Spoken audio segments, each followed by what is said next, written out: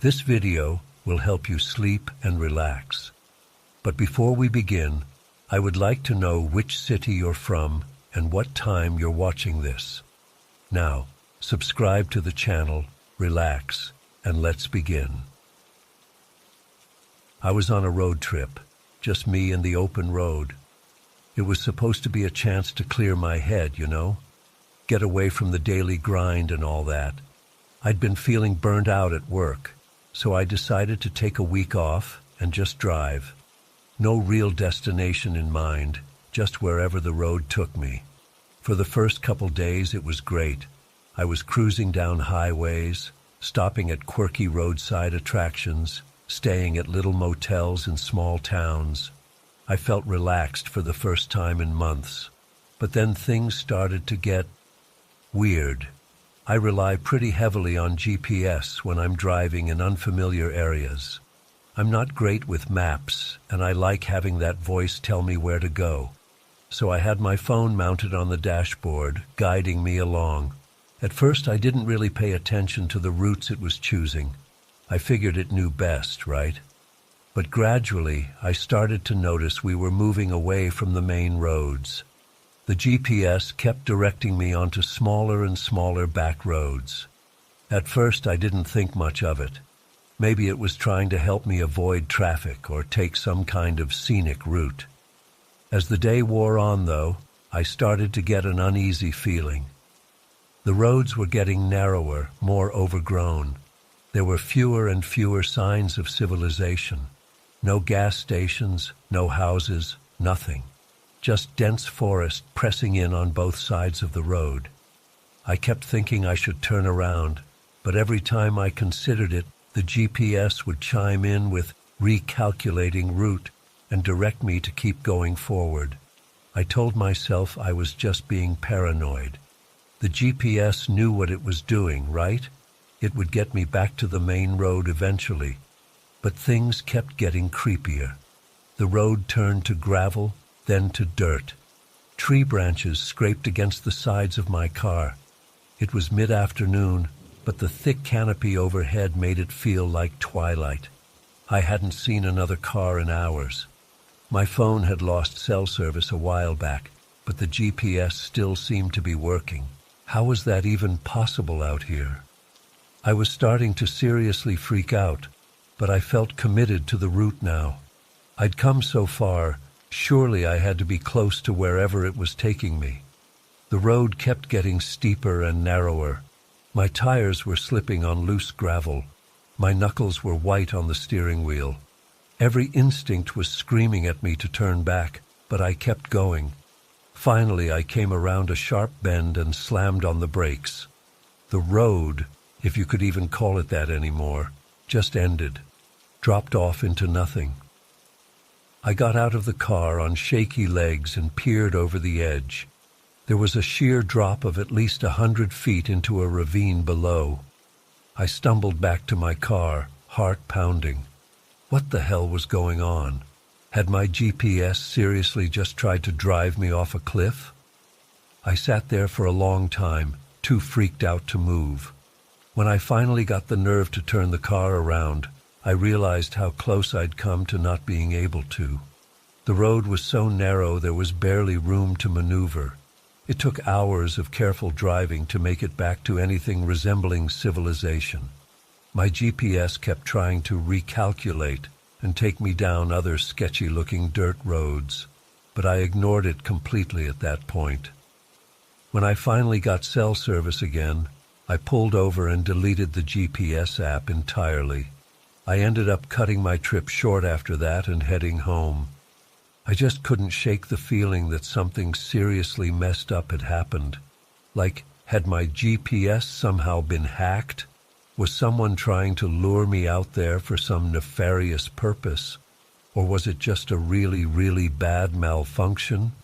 I've tried to rationalize it since then. Tell myself it was just a tech glitch, or that maybe I misread the situation somehow. But deep down, I can't shake the conviction that something more was going on. That for whatever reason, the GPS was deliberately trying to lead me somewhere I wasn't meant to go. somewhere I might not have come back from. I still use GPS sometimes when I absolutely have to, but I always double-check the route now, and I keep paper maps as a backup. And I never, ever let it direct me onto roads I'm not 100% sure about, because the thought of ending up in that situation again, alone in the middle of nowhere, being led who knows where by something I can't trust, that's a fear I don't think I'll ever fully shake. I've tried to look into it since then, searched online for similar stories, reached out to the app developers, even considered reporting it to the police. But there's never been any real explanation. No one else seems to have experienced anything quite like it. Sometimes I wonder if I imagined the whole thing, if the stress and isolation of the road trip just got to me and made me paranoid. But then I remember the heart-stopping moment of seeing that cliff edge appear out of nowhere. The overwhelming relief of realizing I'd stopped in time. Those feelings were real. I still go on road trips sometimes. I love driving and exploring new places, but I'm a lot more cautious now. I always let someone know my planned route. I keep my gas tank full and carry emergency supplies. And I trust my gut if something feels off. Because the truth is, we put a lot of faith in technology. We assume it's always working in our best interests. But that experience shook that faith for me. Made me realize how vulnerable we can be when we're alone and relying on something we don't fully understand. So if you're out there on the road, just remember, technology can fail. Maps can be wrong, and sometimes the smartest thing you can do is stop, turn around, and trust your own instincts. Because at the end of the day, you're the one behind the wheel, and no GPS, no matter how advanced, should ever make you feel unsafe. I still think about that trip a lot, about how differently it could have ended if I'd been a little less alert, or if my brakes had been a little less responsive. It's a sobering thought, but it's also a reminder to stay aware, stay prepared, and never take my safety for granted. So that's my story. Maybe it was just a glitch, or maybe it was something more sinister. I don't know if I'll ever have answers, but I do know that I'll never forget that day, or the lesson it taught me about trusting my instincts. Because sometimes, that little voice in your head telling you something's wrong, it just might save your life. We were both exhausted and looking forward to getting home. Lisa had dozed off in the passenger seat about an hour ago. I was fighting to stay alert, blasting the AC and chugging energy drinks to keep myself awake. Suddenly, I noticed something in the road up ahead. As we got closer, I realized it was a person lying motionless on the shoulder. My heart started racing. Were they hurt? Should we stop and help? I slowed the car and pulled over about 50 feet past where the figure was lying. "Lisa, wake up," I said, shaking her gently. "There's someone on the side of the road. I think they might be hurt."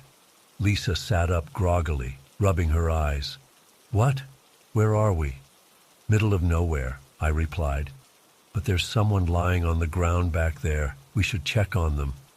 Lisa peered out the windshield into the darkness. "I don't know, babe. It's creepy out here. Maybe we should just call 911 and let them handle it." I hesitated. She had a point. Stopping on a deserted road in the middle of the night to help a stranger did seem risky. But what if the person was seriously injured and needed immediate help? I couldn't just drive away with a clear conscience. "Let's just take a quick look," I said. "We'll be careful. If anything seems off, we'll get right back in the car and leave." Lisa reluctantly agreed. We got out and started walking back towards the prone figure, the gravel crunching under our feet. As we got closer, I could make out more details. It appeared to be a man, lying face down and not moving. "Hello," I called out. "Sir, are you all right?" No response.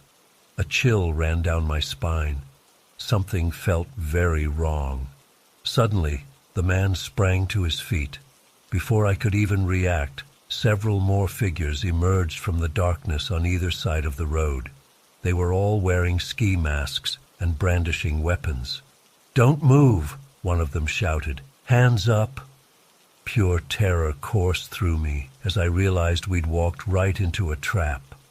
I instinctively stepped in front of Lisa, my mind racing.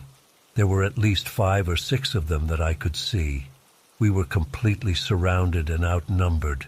"Please," I said, trying to keep my voice steady. "Take whatever you want. Just don't hurt us."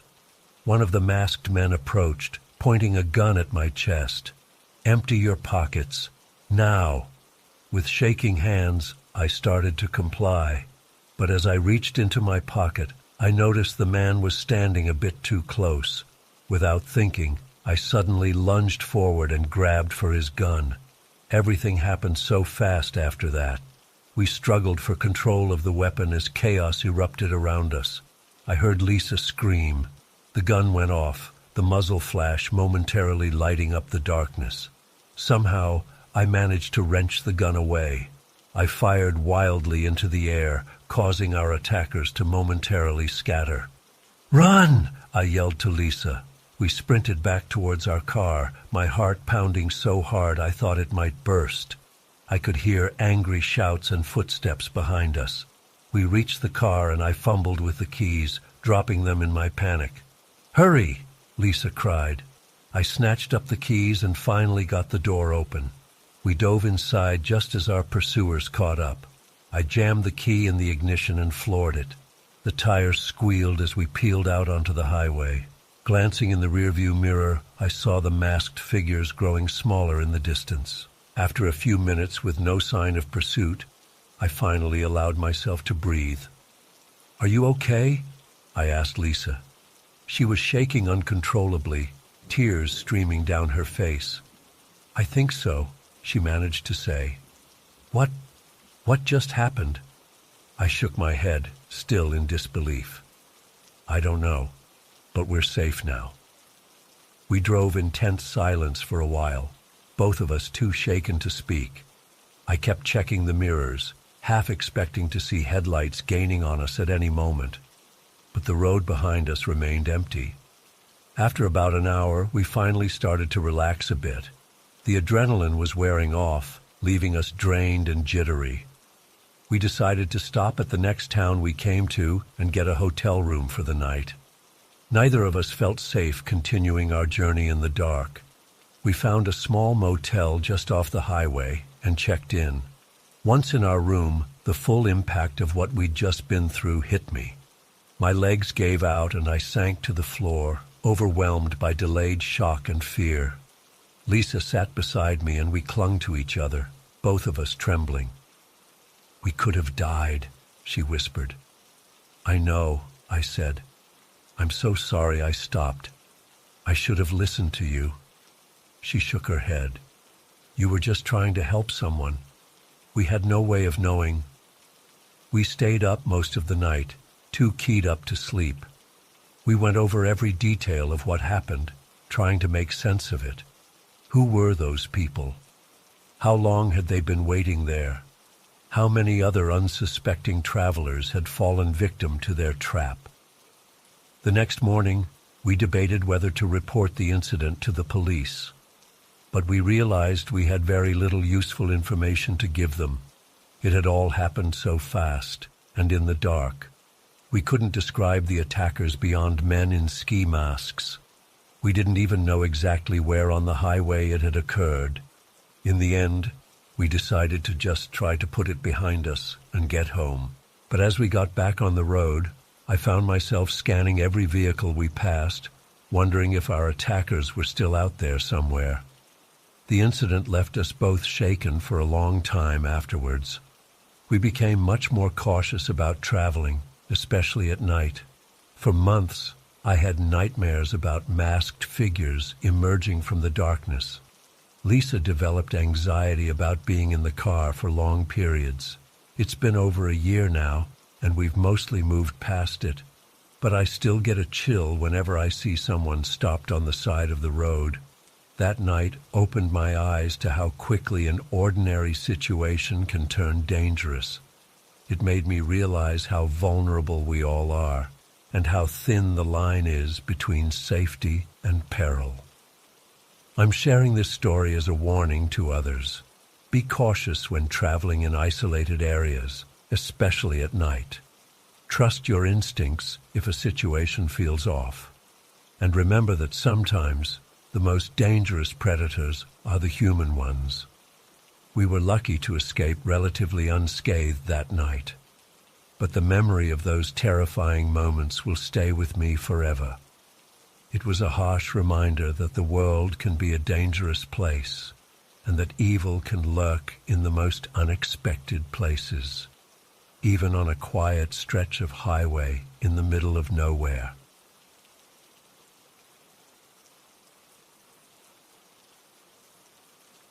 I was driving down a lonely stretch of highway with my girlfriend, Emma, on our way to visit her parents for the weekend. It was late, around 11 p.m., and we'd been on the road for hours. The darkness pressed in around us, broken only by our headlights and the occasional passing car. Emma had dozed off in the passenger seat, her head resting against the window. I was starting to feel drowsy myself, so I turned on the radio to help stay alert. As I flipped through the static-filled stations, trying to find some music, a frantic voice suddenly burst through the speakers. "Help! Please! Somebody help us! We've had an accident and we're trapped. Coordinates are..." The voice rattled off a string of numbers before dissolving back into static. My heart started racing. I shook Emma awake. "Did you hear that? Someone's in trouble." She blinked groggily. "What? What's going on?" I quickly explained what I'd heard on the radio as I pulled over to the side of the road. Emma was wide awake now, her face pale in the dim light. "Should we call 911?" she asked. I nodded, already pulling out my phone. But as I looked at the screen, my stomach dropped. No signal. We were in a dead zone. "Damn it," I muttered. I turned to Emma. "Listen, I think those coordinates they gave are pretty close to here. We should at least drive by and see if we can help until emergency services arrive." Emma bit her lip, looking unsure. "I don't know. It's pretty creepy out here. What if it's not safe?" "We can't just ignore it," I insisted. "What if someone's really hurt? We'll be careful, I promise. We'll just drive by slowly and see if we spot anything. If it looks sketchy, we'll leave right away." After a moment's hesitation, Emma nodded. "Okay, but let's be quick about it." I pulled back onto the road, heart pounding with a mix of adrenaline and apprehension. Following the coordinates I'd hastily scribbled down, we turned off the main highway onto a narrow side road. The pavement soon gave way to gravel, then dirt. Trees pressed in on both sides, their branches scraping against the car. "This doesn't feel right," Emma whispered, clutching the door handle.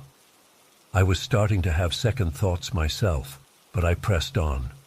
We'd come this far. We had to at least check. Rounding a bend, our headlights suddenly illuminated something ahead. A car pulled over on the shoulder, its hazard lights blinking weakly. "There!" I exclaimed, slowing down. "That must be them." As we approached, I could see it was an older model sedan, maybe from the 90s. The driver's side door was hanging open. I pulled up behind it and put on my own hazards. "Hello?" I called out, rolling down my window. "Is anyone there? We heard your distress call." Silence. The only sound was the tick-tick-tick of the hazard lights. "I don't like this," Emma said, her voice tight with fear. "Let's go." But I was already opening my door. "I'm just going to take a quick look. You stay here and lock the doors, okay?" Before she could protest further, I stepped out of the car. The night air was cool and damp against my skin. Gravel crunched under my feet as I approached the abandoned vehicle. "Hello?" I called again. "Anyone here?" As I drew closer, I noticed something odd. There was no sign of an accident, no damage to the car, no skid marks on the road. A chill ran down my spine. Something wasn't right. Suddenly, a twig snapped in the woods to my left. I whirled around, heart in my throat. "Who's there?" I shouted, trying to keep the tremor out of my voice. For a long moment, there was only silence. Then, to my horror, dark figures began to emerge from the tree line. They moved with an unnatural, jerky gait, like malfunctioning robots. As they drew closer, I could see they were wearing bizarre patchwork masks that looked like they'd been cobbled together from bits of cloth and leather. I stumbled backwards, terror gripping me. "Emma, start the car!" I yelled, turning to run. But more figures were emerging from the other side of the road, cutting off my escape route. I was surrounded. One of the masked figures stepped forward. In a garbled, distorted voice that barely sounded human, it growled, "You shouldn't have come here." I lashed out blindly, my fist connecting with the mask. The figure stumbled back, and I used the opening to shove past and sprint for our car. Emma had already started the engine. I yanked open the door and threw myself inside. "Go! Go! Go!" I screamed. She floored it, tires spitting gravel as we peeled away. In the rearview mirror, I could see the masked figures giving chase, moving with terrifying speed. "What the hell is going on?" Emma cried, her knuckles white on the steering wheel. "I don't know," I panted. "Just drive." We tore down the dirt road, the car bouncing and sliding around corners. The masked pursuers were falling behind, but I could still see their shadowy forms in the distance, relentlessly giving chase. As we rounded another bend, my blood ran cold. A crude barricade of fallen logs blocked the road ahead. "Stop!" I yelled. Emma slammed on the brakes, the car fishtailing as we skidded to a halt just short of the blockade. "We're trapped," she whimpered. I looked back. The masked figures were getting closer. "Quick, turn around!" Emma threw the car into reverse, then spun the wheel, executing a clumsy three-point turn on the narrow road. We started back the way we'd come, only to see more masked figures emerging from the woods ahead, cutting off our escape. "Oh God," Emma sobbed, swerving to avoid them. The car lurched as she drove half off the road, branches scraping against the windows. We burst through the line of masked pursuers, clipping one and sending it sprawling. But our relief was short-lived. Up ahead, I could see more figures pouring out of the woods, forming a wall across the road. "We're not going to make it," I said, my voice hollow with despair. Emma's eyes were wide with terror as she gripped the wheel. "What do we do?" In that moment of panic, a crazy idea struck me. "The woods," I said. "Drive into the woods." "What? Are you insane?" "Trust me, it's our only chance." Emma hesitated for a split second, then wrenched the wheel to the right. We plowed off the road and into the tree line, branches snapping against the windshield. The car bounced and jolted as we crashed through the underbrush. I clung to my seat, certain we were about to hit a tree at any moment. But somehow, Emma kept us moving forward, weaving between the trunks. Behind us, I could hear inhuman shrieks of rage. Glancing back, I saw some of the masked figures still in pursuit, but they were falling behind, unable to match our speed through the dense forest.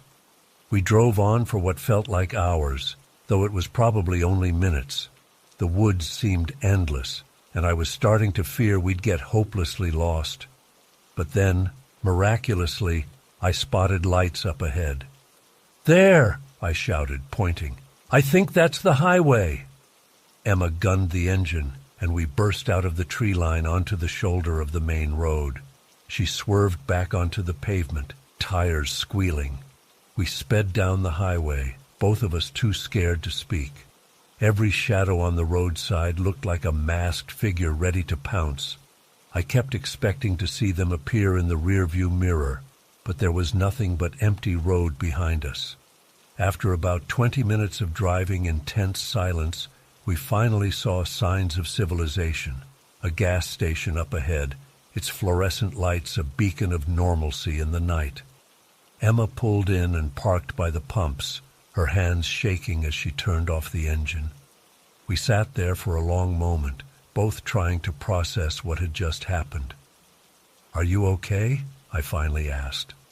Emma nodded, though she looked pale and shell-shocked. "Yeah.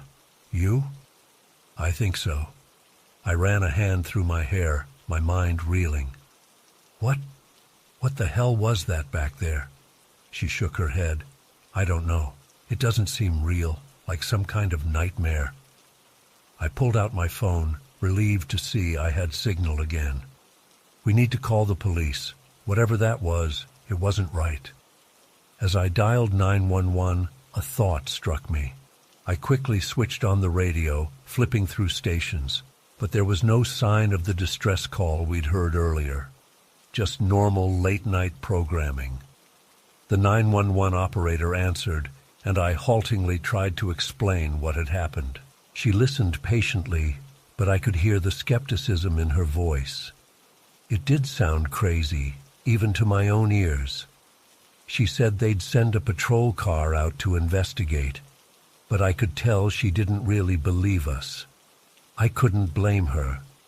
If I hadn't lived through it myself, I wouldn't have believed it either. After I hung up, Emma and I sat in silence for a while, both lost in our own thoughts. The events of the night felt surreal, like a shared hallucination. But the scratches on our car and the lingering terror in our hearts were all too real. "We should go," Emma finally said.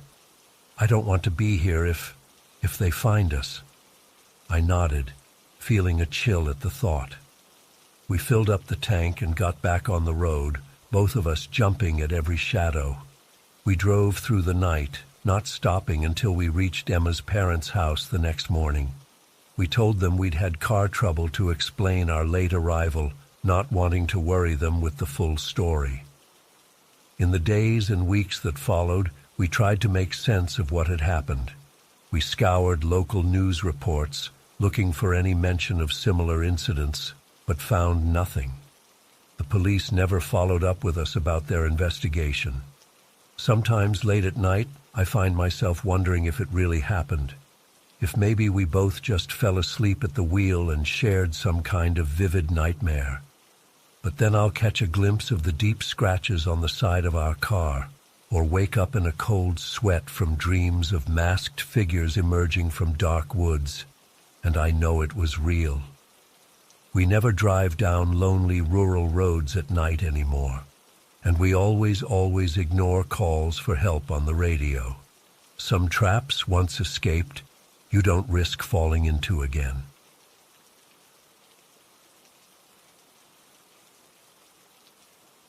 As I got closer, I saw it was an old gas station. A rusty sign advertising "Last Stop Gas" creaked in the wind. The place looked completely deserted, but a few flickering lights were still on inside the small convenience store. I pulled up to one of the ancient pumps, relieved to have found somewhere to refuel. The station had clearly seen better days. Paint was peeling off the walls, weeds were growing up through cracks in the pavement, and most of the windows were boarded up. But beggars can't be choosers when you're running on fumes in the middle of nowhere at 2 a.m. I got out of the car and tried the pump, but nothing happened when I squeezed the handle. Frustrated, I decided to check inside the store to see if anyone was around who could help. The bell above the door gave a rusty jingle as I entered.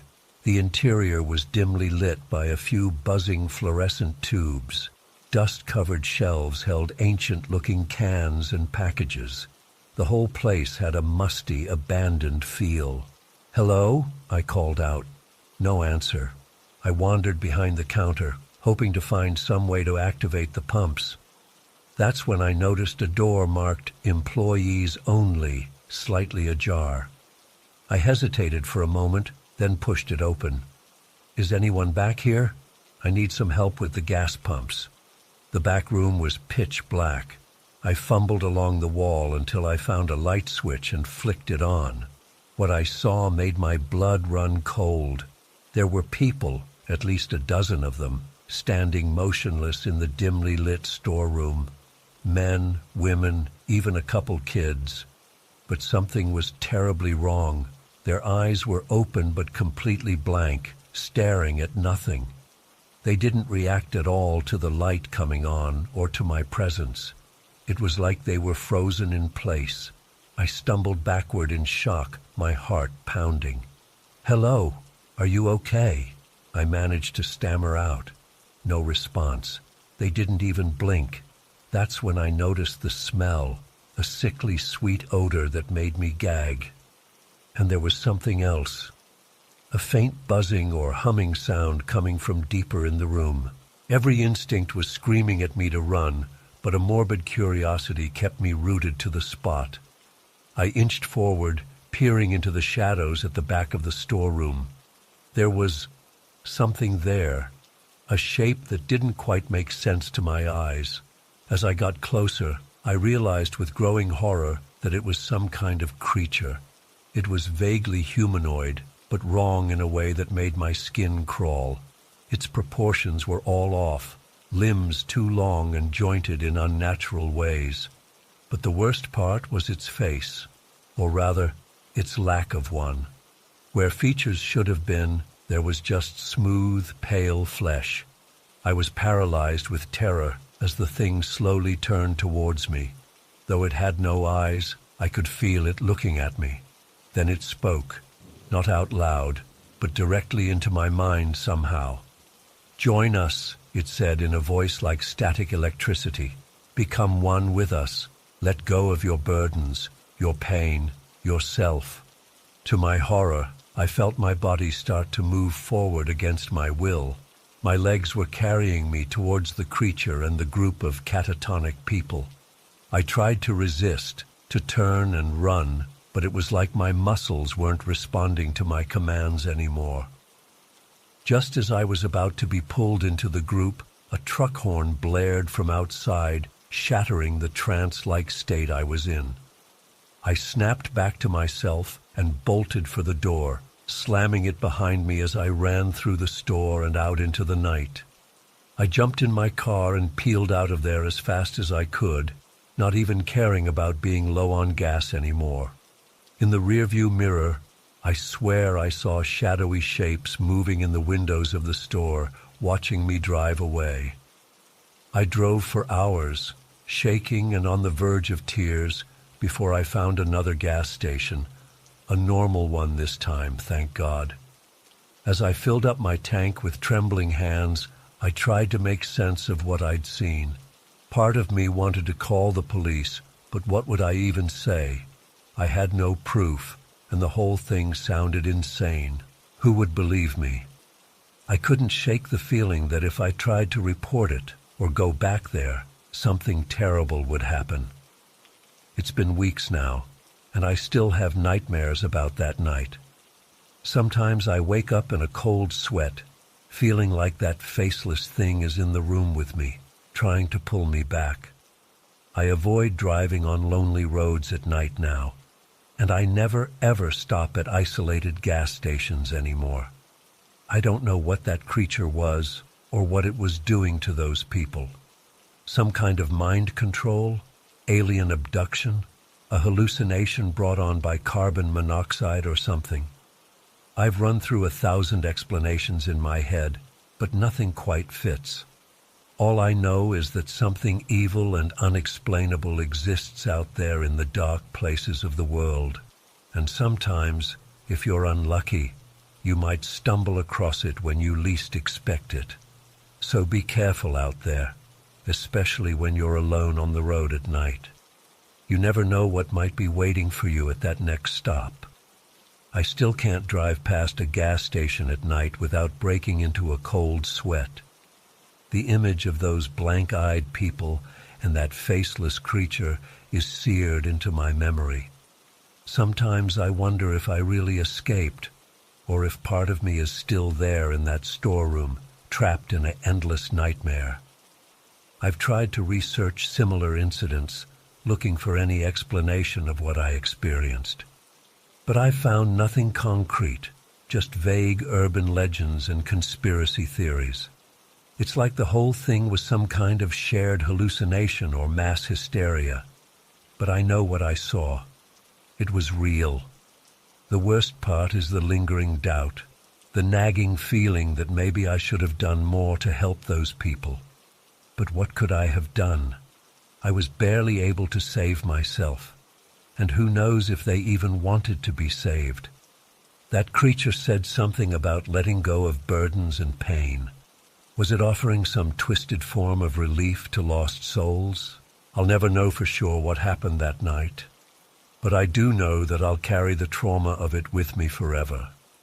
That moment of almost giving in, of feeling my will slip away, haunts me.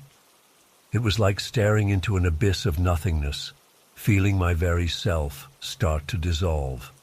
Sometimes I wake up in the middle of the night, convinced I can hear that staticky voice in my head again, calling me back.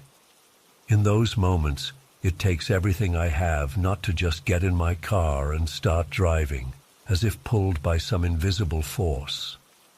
I try to tell myself it was just a bad dream or some kind of stress-induced hallucination. But deep down, I know the truth. There are things in this world beyond our understanding, lurking in the shadows of lonely places. And once you've glimpsed them, you can never truly forget. So I go about my days, trying to act normal, but always with one eye on the darkness, always wondering if I'll ever truly feel safe again. Always half expecting to turn a corner and find myself back in that gas station, surrounded by blank stares and faceless horrors. If you're reading this, please be careful out there. Don't take unnecessary risks. Don't stop at abandoned-looking places in the middle of nowhere. And if you ever feel that strange pull, that urge to just let go and give in to something you don't understand, fight it with everything you have. Run, drive, do whatever you need to do to get away. Because once it has you, I don't think there's any coming back. I still don't know if sharing this story is the right thing to do. Part of me is terrified that just by writing about it, I'm somehow opening a door for that thing to find me again. But I also feel like people need to know, need to be warned. So I'll end with this. Be vigilant, trust your instincts, and remember that the world is stranger and more dangerous than we like to admit. Stay safe out there, and whatever you do, don't stop at the last stop gas.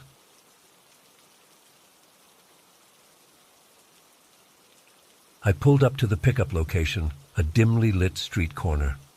A tall figure in a dark hoodie approached my car and got in the back seat without saying a word. I greeted them and confirmed the destination address, but only got a curt nod in response. As we drove out of the city, an uneasy feeling started to creep over me. My passenger sat completely still and silent in the back, their face obscured by the hood. I tried making some casual conversation, commenting on the weather and asking if they were heading home for the night. No response. The silence was deafening. About 20 minutes into the ride, we turned onto a narrow road leading into a densely wooded area. The trees pressed in close on both sides, branches scraping against the car. My GPS said we were getting close to the destination, but all I could see were trees and darkness. Suddenly, a decrepit old house loomed into view as we rounded a bend. Paint peeling, windows boarded up, yard overgrown with weeds. This couldn't be right. I double-checked the address in the app, but this was definitely the place. I think we're here, I said hesitantly, pulling to a stop in front of the house. Is this where you wanted to go? Silence. I glanced in the rearview mirror, and my blood ran cold. The back seat was empty. I whipped around, but there was no sign of my passenger. The car doors were still locked. It was impossible for them to have gotten out without me noticing. But they were gone. Heart pounding, I put the car in reverse and started to back away from the house. That's when the engine suddenly cut out. The headlights flickered and died, plunging me into total darkness. I tried the key, but nothing happened. The car was dead. Panic started to set in as I fumbled for my phone to call for help. No signal. A tapping sound on the passenger window made me jump. I squinted into the darkness, but couldn't see anyone there. The tapping came again, more insistent this time. "Hello," I called out, my voice shaking. "Is someone there?" The only response was more tapping, now coming from all around the car. It sounded like dozens of fingers drumming on the metal and glass. I squeezed my eyes shut and covered my ears, willing it to stop. After what felt like an eternity, the noise faded away. I slowly opened my eyes and almost screamed. Standing directly in front of my car was a pale, emaciated figure. It looked vaguely human, but wrong somehow. Limbs too long and thin, head misshapen. And its eyes, pitch black and gleaming in the moonlight as they stared right at me. I blinked, and it was gone. But now I could hear something moving in the woods around me. Branches snapping, leaves rustling, getting closer. Desperate, I tried the engine again. To my immense relief, it roared to life. I threw the car into drive and floored it, tires spinning in the dirt before finding purchase. As I sped away, I caught glimpses of more pale figures flitting between the trees, always just at the edge of my vision. I drove as fast as I dared on the winding road, praying I wouldn't hit a deer or veer off into a ditch. Finally, blessedly, I reached the main highway. As soon as I merged onto it, all traces of my unseen pursuers vanished. I drove straight home in a daze, too scared to stop anywhere along the way. It's been weeks now, and I still can't explain what happened that night. I've tried researching that address, but can find no record of a house out there. I quit driving for Uber.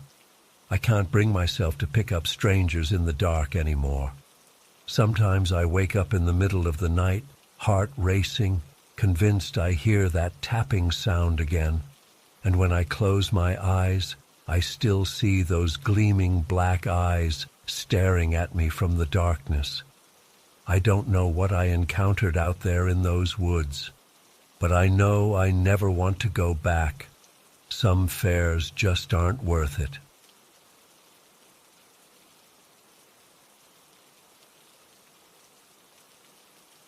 I was driving down a winding forest road with my 3 best friends, heading to a weekend camping trip we'd been planning for months.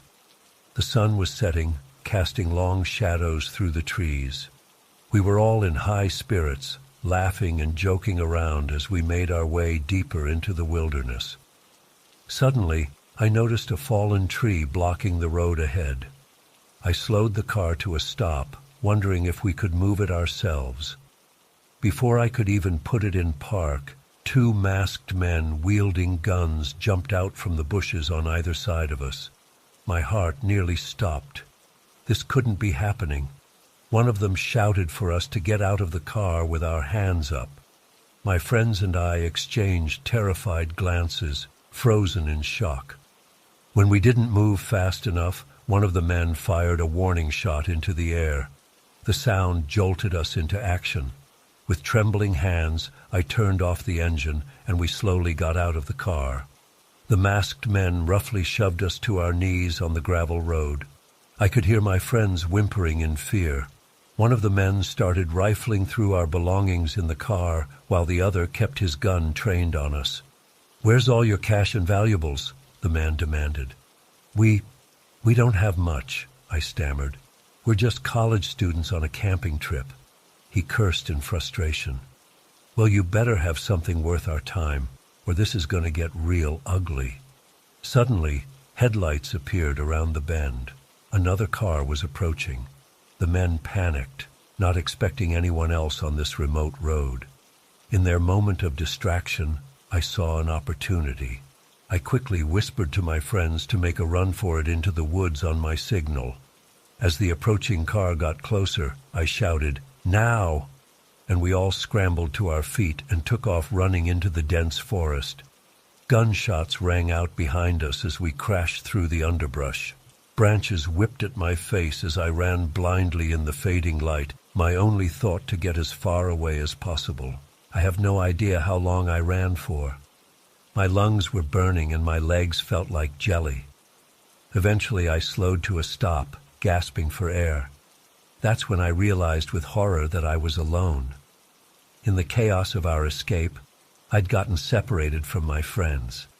Panic set in as I spun in circles trying to get my bearings. The forest was getting dark quickly, and I had no idea which direction I'd come from.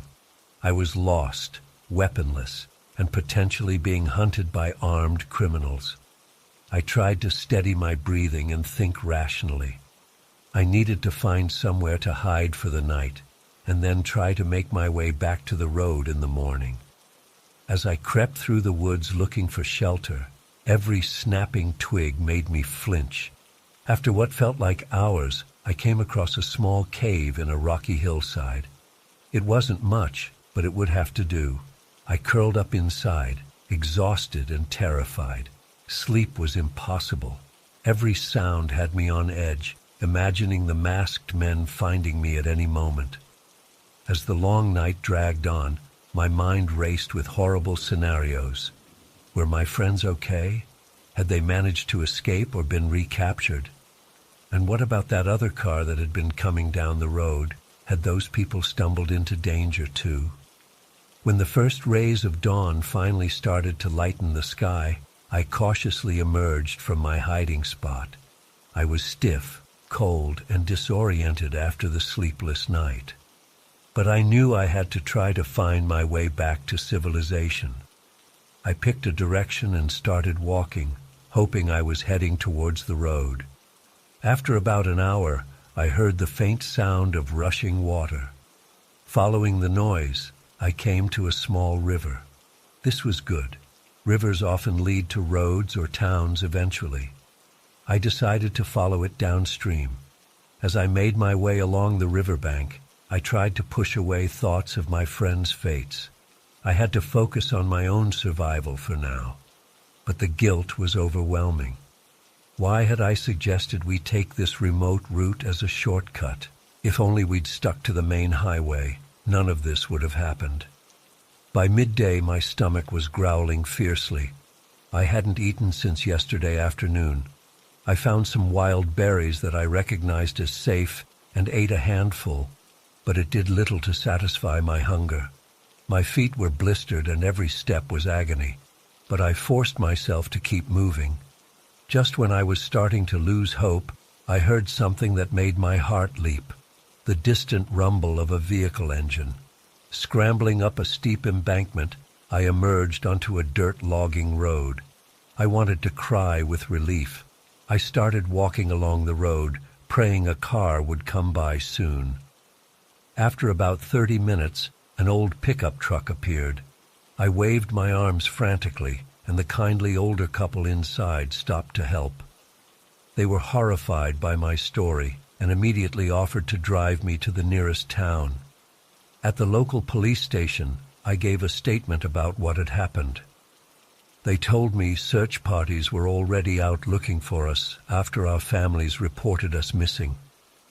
To my immense relief, they said my 3 friends had all been found safe earlier that morning. Like me, they'd gotten separated in the woods, but eventually made it back to the road. Reuniting with my friends at the hospital where they were being checked out was incredibly emotional. We hugged and cried, beyond grateful that we'd all survived the harrowing ordeal. The police never managed to catch the men who ambushed us. They'd likely fled the area as soon as we escaped. It's been 6 months since that terrifying night, but the trauma still haunts me. I have frequent nightmares about being lost and hunted in those dark woods. I don't know if I'll ever feel truly safe on a rural road again, but I'm working through it in therapy and trying to move forward with my life. I'm sharing this story as a warning to others. Please be cautious when traveling in remote areas, even if you think you're safe.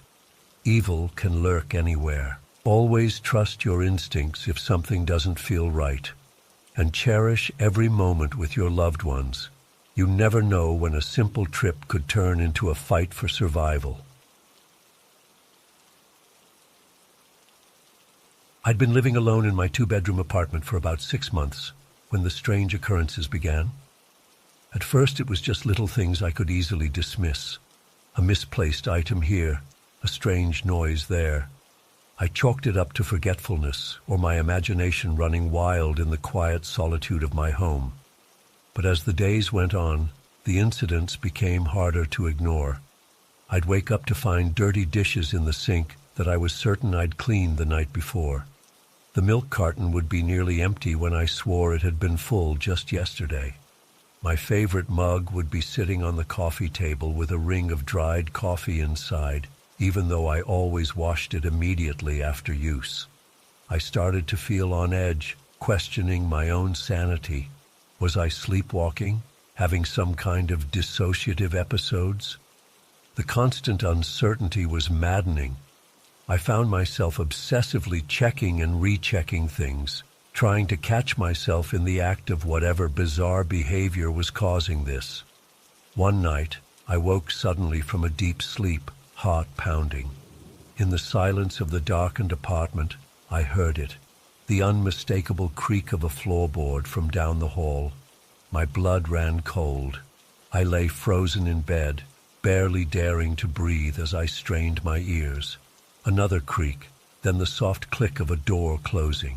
Adrenaline surged through me. This was real. Someone was in my home. With trembling hands, I reached for my phone on the nightstand and dialed 911. In a whisper, I explained the situation to the dispatcher. They assured me officers were on the way and instructed me to stay put until help arrived.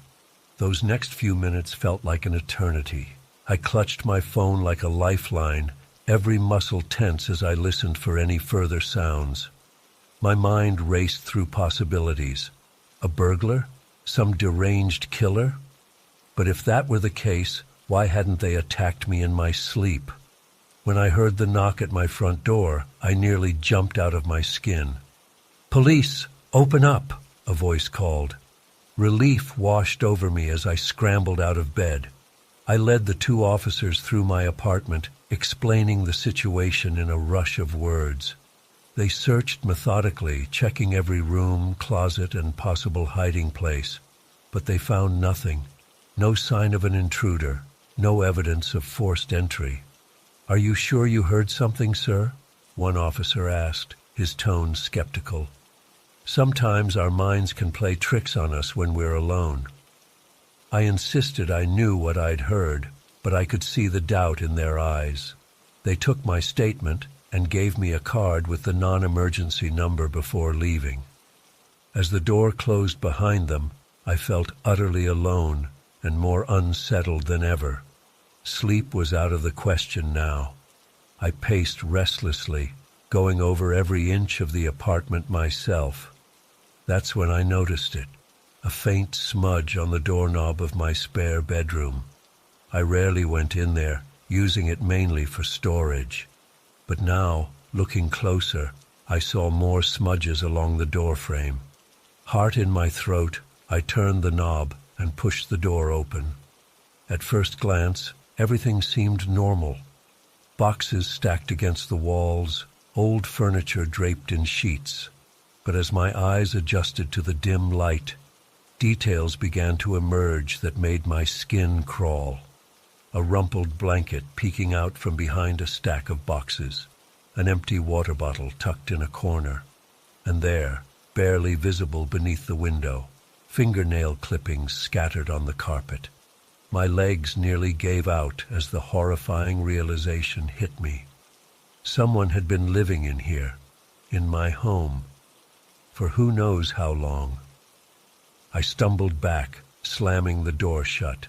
My mind reeled, trying to process this nightmarish revelation. How was this possible? How had I not noticed? In a panic, I began tearing through the rest of the apartment, searching for more evidence, and I found it everywhere I looked. A toothbrush hidden behind the bathroom mirror, crumbs swept under the kitchen cabinets. Even some of my clothes were missing from the hamper. This person, this intruder, had been moving freely through my home, using my things, eating my food. All while I slept unaware just down the hall. The violation was overwhelming. I felt sick to my stomach. I called the police again, insisting they return. This time, faced with the physical evidence, they took me seriously. They dusted for prints, took photos, collected samples, but it was clear this person was careful. They'd left little behind to identify them. As the investigation continued over the following days, more disturbing details emerged. The intruder had apparently been entering and exiting through a window in the spare room, which explained why I never heard the front door. They'd made a copy of my house key somehow, allowing them to come and go at will. The officers speculated this person must have been watching me for some time, learning my routines and habits. They'd chosen their moments carefully, moving about only when they were certain I was asleep or out of the house. The thought of being under surveillance like that made my skin crawl. I couldn't sleep, couldn't eat. Every shadow, every sound had me jumping. I installed new locks, an alarm system, security cameras. But it didn't matter. The damage was done. My sense of safety in my own home was shattered. Weeks passed, and the police investigation hit dead ends. No fingerprints matched any in their database. None of my neighbors had seen anything suspicious. It was as if this person was a ghost, slipping in and out of my life without a trace. I couldn't stand to stay in that apartment any longer. As soon as my lease was up, I moved, desperate for a fresh start. But even in my new place, I can't shake the feeling of being watched. I check the locks obsessively, peer into dark corners, strain my ears for any out-of-place sound.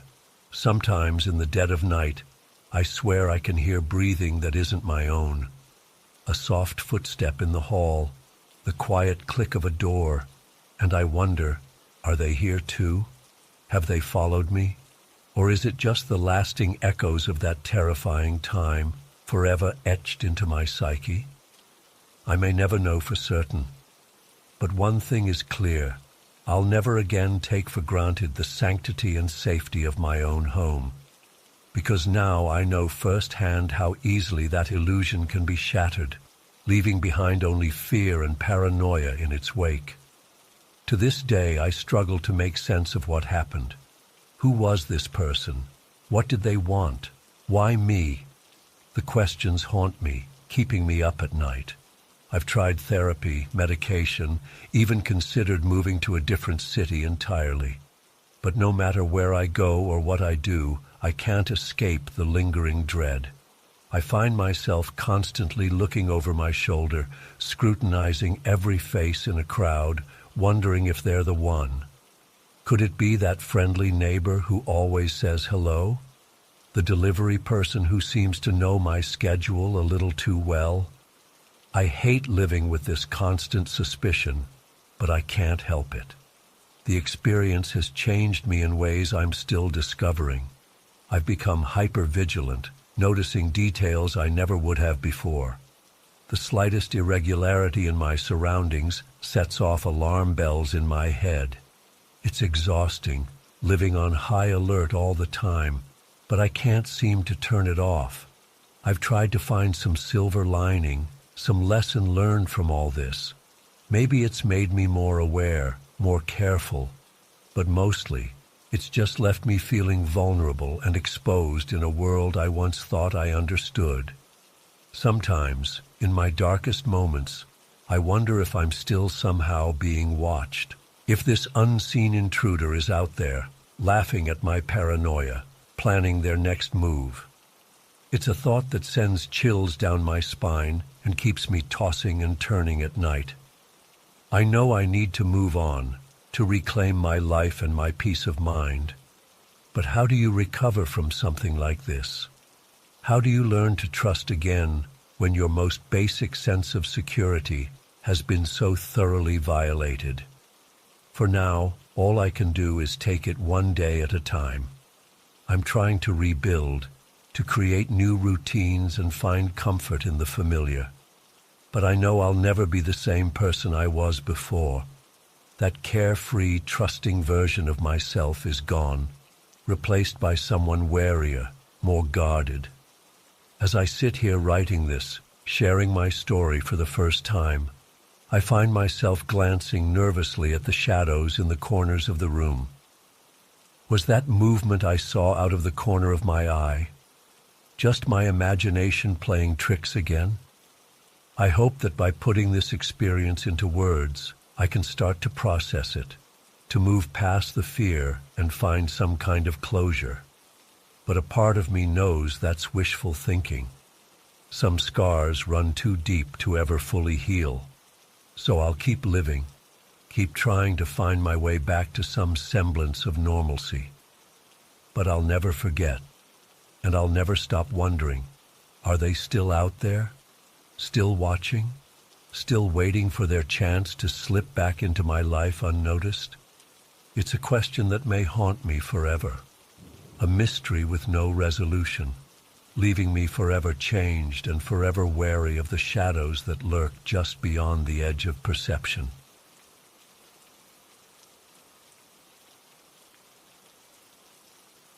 That's when I saw her, a small figure standing motionless on the side of the road. I blinked hard, sure I must be hallucinating from fatigue. But as I got closer, I realized it really was a little girl, maybe 7 or 8 years old, all alone in the middle of nowhere at nearly midnight. I slowed down and pulled over, my heart racing. What the hell was a kid doing out here by herself? I rolled down the passenger window. "Hey, are you okay? Where are your parents?" I called out. She just stood there silently, staring at me with wide eyes. She was wearing pajamas and no shoes. Something was very wrong here. I got out of the car and approached her slowly. "It's all right. I'm not going to hurt you. Are you lost? Do you need help?"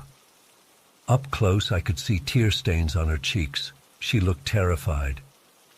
My mom and dad," she whispered. "The bad men took them." A chill ran down my spine. "What bad men? Where did they take your parents?" She pointed down the road. "To the old house. Please, you have to help them." I was way out of my depth here. This was a job for the police. But we were miles from the nearest town, with no cell service. I couldn't just leave this little girl alone on the road. "Okay, sweetie, why don't you come with me and we'll go get help, all right?" I said, trying to keep my voice calm. She nodded and climbed into the passenger seat of my car. As I got in and started driving, I tried to get more information. "What's your name? Where do you live?" "Emily," she said quietly. "We were on vacation, driving to my grandma's house. Then our car broke down." Her voice trailed off and she stared out the window. I drove faster, scanning for any signs of civilization where I could call for help. The empty fields and dense forest on either side of the road seemed to close in around us. "How long ago did this happen, Emily? When did the men take your parents?" She shrugged. "I don't know. It was daytime when our car stopped. Then it got dark." This wasn't adding up.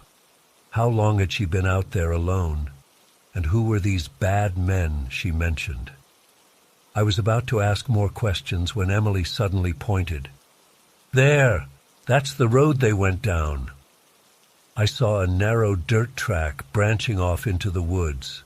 It didn't look like it had been used in years. "Are you sure that's where they went?" I asked. She nodded emphatically. "Please, we have to help them." Every instinct told me this was a bad idea, I should keep driving to the nearest town and let the cops handle it. But what if her parents really were in danger? Could I live with myself if something happened to them because I was too scared to check it out? Against my better judgment, I turned down the overgrown road. Tree branches scraped against the sides of my car as we bumped along the uneven track. After about a mile, I saw a dilapidated old farmhouse looming ahead, barely visible in the gloom. "Is this the place?" I whispered. Emily nodded, her eyes wide with fear. I pulled up and cut the engine, plunging us into silence. The house looked abandoned, with boarded-up windows and a sagging roof. But as my eyes adjusted to the darkness, I noticed a faint light coming from one of the basement windows. "Wait here," I told Emily. "I'm going to take a look. Lock the doors and don't open them for anyone but me, okay?" She grabbed my arm. "Don't leave me alone." I hesitated, then relented. "All right, but stay close and be very quiet." We crept towards the house, my heart pounding. As we got closer to the lit basement window, I heard muffled voices. I motioned for Emily to stay back as I peered inside. What I saw made my blood run cold. Two adults, a man and woman who must be Emily's parents, were tied to chairs in the dimly lit room. They looked battered and terrified. A tall man in a ski mask paced in front of them, gesturing angrily. I ducked down, my mind racing. This was real. Emily hadn't been lying or imagining things. Her parents really had been kidnapped. But why? And what the hell was I supposed to do now? I pulled out my phone, praying for a signal, but got nothing. We were on our own out here. I turned to Emily to tell her to go back to the car while I figured out what to do, but she was gone. Panic seized me as I looked around frantically. Where could she have disappeared to so quickly? Then I heard a scream from inside the house. Without thinking, I ran to the front door and burst inside. I followed the sounds to the basement stairs and rushed down them two at a time. I froze at the bottom, trying to process the scene before me. Emily stood in the middle of the room, but she looked different. Older somehow, and there was a cruel smile on her face that sent chills down my spine. The masked man lay crumpled on the floor, not moving. Emily's parents stared at me in terror, struggling against their bonds. "Who are you?" the woman cried. "Please, help us." I started towards them, but Emily's voice stopped me. "I wouldn't do that if I were you," she said coldly. Gone was any trace of the frightened little girl I'd met on the roadside. What's going on here?" I stammered. Emily, if that was even her real name, laughed. "Oh, you poor, gullible fool. Did you really think a helpless child just happened to be standing alone on a deserted road in the middle of the night? You humans are so predictable, always rushing in to play the hero." A chill ran through me as the impossible truth began to dawn. This was no ordinary kidnapping. I was dealing with something far beyond my understanding. "What are you?" I whispered. Her eyes flashed an unnatural yellow in the dim light. "I am far older and more powerful than you can imagine, and you've just made a terrible mistake coming here." I backed away slowly, looking for an escape route, but she was between me and the stairs. "Why are you doing this?" I asked, trying to keep her talking while I edged towards a broken window. She shrugged. "I feed on fear, on desperation. These two have provided quite a feast these past few days, and now you've delivered yourself right to me as well." How thoughtful. The woman tied to the chair sobbed. "Please, just let us go. We won't tell anyone, I swear." Emily turned to her with a snarl. "Silence." I saw my chance and lunged for the window, but before I could reach it, an invisible force slammed me against the wall. I struggled to breathe as Emily approached, that cruel smile still on her childlike face. "Now then," she purred, Let's have some real fun, shall we? What followed was a nightmare beyond description. Hours of terror and pain as this thing that looked like a little girl toyed with us, feeding on our fear and anguish. I lost track of time, lost all hope of escape or rescue. But just when I thought I couldn't endure another second, everything stopped. Emily, or whatever she really was, cocked her head as if listening to something we couldn't hear. A look of annoyance crossed her face. "It seems our time together is being cut short," she said. "What a pity. But don't worry, I'm sure we'll meet again someday." And with that, she simply vanished. One moment she was there, the next, gone, as if she'd never existed. I don't know how long we sat there in stunned silence before I finally found the strength to untie Emily's parents. We stumbled out of that hellish basement into the pale light of dawn, still unable to believe we'd survived. The police never found any trace of Emily or the masked man. The farmhouse stood empty, with no signs of what we'd endured there. Sometimes I wonder if it was all just a shared delusion brought on by trauma and exhaustion. But then I'll catch a glimpse of a little girl on the street and my blood runs cold. I'll never stop looking over my shoulder, wondering when she'll come for me again. Because deep down, I know the truth. There are things in this world far darker and more dangerous than we can imagine. And sometimes they wear the face of innocence.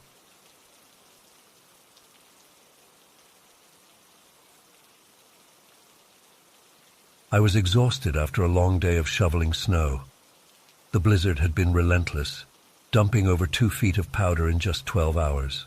My muscles ached as I collapsed onto the living room couch, too tired to even make it upstairs to bed. I must have fallen asleep almost instantly. When I woke up, something felt off. The house was eerily quiet, the storm outside having finally died down.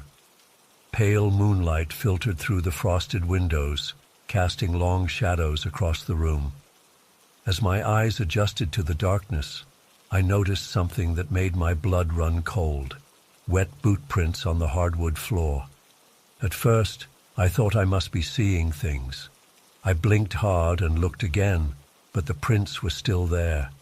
A trail of melted snow leading from the front door, through the living room, and towards the kitchen. My heart began to race as the realization hit me. Someone had been in my house while I slept. I sat up slowly, straining my ears for any sound of an intruder. But the house remained silent. Fighting back panic, I fumbled for my phone on the coffee table. My hands were shaking so badly I could barely dial 911. 911, what's your emergency? I tried to keep my voice steady as I explained the situation to the dispatcher. They told me to stay put and that officers would be there soon. Those next 15 minutes felt like hours as I huddled on the couch, jumping at every creak of the old farmhouse settling. When the police finally arrived, they did a thorough search of the property, but found no sign of forced entry or the intruder. The boot prints were the only evidence that someone had been there at all. As one officer took my statement, his partner examined the tracks. "Looks like men's work boots, probably size 11 or 12, he said, crouching down to get a closer look. Tread pattern is consistent throughout, so likely just one individual. I felt a chill run down my spine. One person had methodically made their way through my home while I lay sleeping just feet away. What were they looking for? Why didn't they take anything? The questions swirled in my mind, each more unsettling than the last. The officers advised me to check if anything was missing and to call them back if I noticed anything out of place. After they left, I went room by room with a flashlight, my nerves on high alert. But everything seemed untouched. My laptop was still on the desk. The TV was in place. Even the cash I kept in my dresser drawer was all accounted for. It wasn't until I got to the kitchen that I noticed something strange. The back door was unlocked. I always kept it locked, especially during storms. Had the intruder come in and gone out that way? But if so, why were there no prints leading to the back door? I double-checked every lock in the house before finally heading upstairs to bed. But sleep was impossible. Every time I closed my eyes, I imagined a dark figure looming over me. The sound of the wind outside made me flinch, convinced it was footsteps on the stairs.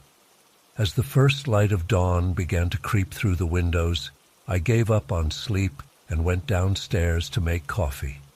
That's when I noticed something that turned my blood to ice. There, on the kitchen counter, was a single black glove. It wasn't mine. With trembling hands, I called the police again. They came back out and took the glove as evidence, but warned me that it was unlikely to yield any usable fingerprints or DNA. Once again, they searched the house and found nothing else out of place. The officer's words did little to calm my nerves. Sometimes people do break in just to look around, he said. Could be a bored teenager or someone casing the place for a future robbery. We'll increase patrols in the area, but make sure to keep your doors locked. But I knew this was no ordinary break-in. The precision of it all, entering silently, moving through the house undetected, and leaving without a trace save for those haunting footprints. It felt calculated, deliberate, like a message. In the days that followed, I couldn't shake the feeling of violation. I installed a security system, changed all the locks, even considered moving, but the fear lingered. Every night, I'd lie awake, listening for the slightest sound. Every morning, I'd check for signs of intrusion. The police never found any leads. The glove turned out to be a common brand sold at most department stores. No fingerprints, no DNA, no witnesses. It was as if the intruder had vanished into thin air. Weeks turned into months, and slowly, life began to return to normal. But I never forgot that night. The image of those wet boot prints was seared into my memory. Sometimes, on stormy nights when the wind howls around the house, I swear I can hear the faint sound of footsteps, and I wonder, will they come back? And if they do, what will they want? The not knowing is the worst part. Why my house? Why that night? What were they looking for? The questions haunt me, keeping me up at night. I've gone over every detail 1,000 times in my head, trying to make sense of it all, but the pieces never quite fit together. I've become almost obsessive about home security. Multiple locks on every door and window, security cameras covering every angle of the property, motion sensor lights that illuminate the yard at the slightest movement. Yet still, I don't feel safe. The incident has changed me in ways I never expected. I'm jumpy, always on edge. Loud noises make me flinch. I can't relax in my own home, always feeling like I need to be on guard. It's exhausting, living with this constant fear. I've tried talking to friends and family about it, but they don't understand. They tell me to move on, that it was probably just a one-time thing, but they weren't there. They didn't see those boot prints, didn't feel that icy dread of knowing a stranger had invaded your personal space. Sometimes I wonder if I imagined it all, if the stress and exhaustion of that day caused me to hallucinate.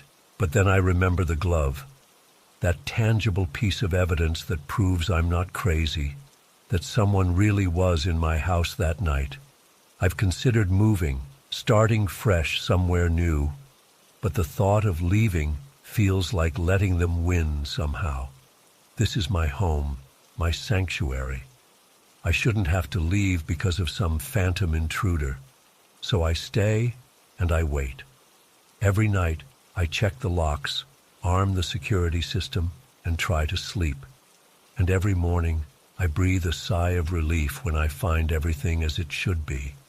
But always, in the back of my mind is the knowledge that it happened once, and the fear that it could happen again. The experience has left me with a heightened awareness of my surroundings. I notice things now that I never paid attention to before. The way shadows move across a room, the subtle differences in the sounds the house makes, the feeling of being watched, even when I know I'm alone. I've become a light sleeper, jolting awake at the slightest noise. More often than not, it's just the house settling or a branch scraping against a window. But each time, my heart races as I lie there in the dark, straining to hear any sign of an intruder. The worst nights are when it snows. The quiet blanket of white reminds me too much of that night. I find myself staring out the window, watching for footprints to appear in the fresh powder. So far, they never have, but I can't shake the feeling that someday they might. I've tried to find logical explanations for what happened. Maybe it was a drunk person who wandered into the wrong house, or someone experiencing a mental health crisis. But none of these explanations feels right. The methodical nature of the intrusion, the lack of any real damage or theft, it all points to something more purposeful. Sometimes I wonder if I was specifically targeted. But why? I'm just an average guy with an average job. I don't have enemies, don't owe anyone money. There's nothing special about me or my house that would attract this kind of attention. The not knowing is maddening. I've spent countless hours going over every detail, trying to piece together a coherent narrative. But there are always gaps, always unanswered questions. It's like trying to complete a puzzle with half the pieces missing. I've become somewhat of a recluse since it happened. I don't invite friends over much anymore. The thought of having to explain my excessive security measures, of seeing the concern or pity in their eyes, it's just too much. It's easier to be alone, even if that loneliness sometimes feels suffocating. There are good days when I almost forget about it, when I can go about my routine without constantly looking over my shoulder. But then something will trigger the memory, a creaky floorboard, an unexpected shadow, and it all comes rushing back. I know I should probably seek professional help. The anxiety, the hypervigilance, the constant state of fight or flight, it's not healthy. But part of me is afraid that if I start to let go of the fear, I'll let my guard down, and that's when they might come back. So I continue on, living in this state of perpetual unease, always watching, always listening, always waiting.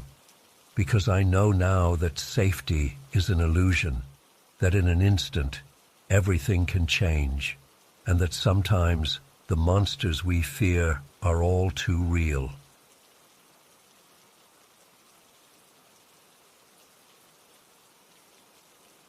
I was working late at Joe's auto shop, finishing up a tricky transmission repair on an old Chevy. It was already dark outside when I finally closed the hood and wiped the grease off my hands. As I was getting ready to lock up, my boss Joe poked his head out of the office. "Hey Mike, before you go, can you take that Honda Civic out for a quick test drive? Just want to make sure the alignment is good after replacing those struts." I nodded, grabbing the keys off the rack. "No problem. I'll take it for a spin down Route 9 and back. Shouldn't take more than 20 minutes. The Honda started up smoothly as I pulled out of the garage. The clock on the dash read 10:47 p.m. The roads were empty as I merged onto Route 9, a long stretch of two-lane blacktop that wound through dense forest. The full moon cast an eerie glow through the trees. I accelerated up to 60 mph, checking the alignment. Everything felt good, no pulling to either side. I was about 5 miles out when I noticed a flicker of movement up ahead. As I got closer, I could make out a figure standing motionless in the middle of my lane. "What the hell?" I muttered, slowing down. The figure didn't move. It was clearly a person, but I couldn't make out any features. They were just standing there, perfectly still, directly in my path. I laid on the horn, flashing my high beams. Still no movement. My hands tightened on the wheel as I got closer. At the last second, I yanked the wheel hard to the left to swerve around them. Time seemed to slow down. As I passed the figure, I caught a glimpse of a pale, expressionless face turned towards me. Then everything went sideways. I must have overcorrected because suddenly the car was spinning. I felt a sickening lurch as the tires left the road. There was a deafening crash as the Honda slammed into the trees and began to roll. Everything was a blur of shattering glass and crunching metal. I was tossed around like a rag doll as the car flipped over and over. Finally, it came to rest on its roof with a bone-jarring impact. For a moment, all I could hear was my own ragged breathing and the tick-tick-tick of the cooling engine. My head was spinning and I tasted blood in my mouth. Miraculously, I seemed to be mostly in one piece. I fumbled for the seatbelt release, bracing myself as I fell onto the roof of the overturned car. Broken glass crunched under me as I crawled out through the shattered driver's side window. The cold night air hit me as I staggered to my feet. My legs were shaky and my whole body ached, but nothing seemed to be broken. I looked around, trying to get my bearings.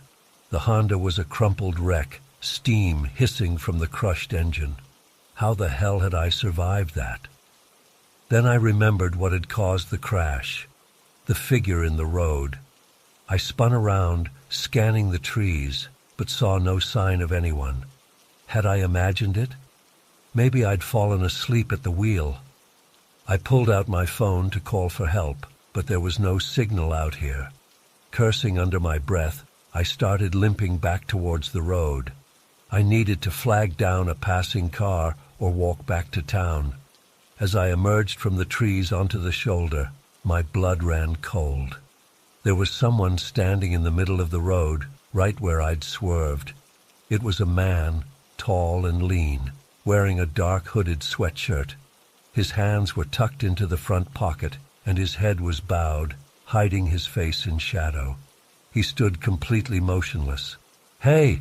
I called out, my voice shaky. "Are you all right? Did you see what happened?" No response, not even a twitch. I took a hesitant step closer. "Hello? Can you hear me?" Still nothing. An icy tendril of fear crept up my spine. Something was very wrong here. I was about 10 feet away when the figure slowly raised its head. I gasped and stumbled backwards. The face beneath the hood was chalk white and gaunt, with sunken black eyes that seemed to bore right through me. But the worst part was the mouth. It was stretched into an impossibly wide grin that split the face nearly from ear to ear. I wanted to run, but I was frozen in place, trapped in that terrible gaze. The figure took a single step towards me, arm extending out of the pocket. As its hand reached for me, I saw flashes of blue electricity arcing between the fingertips. Every hair on my body stood on end.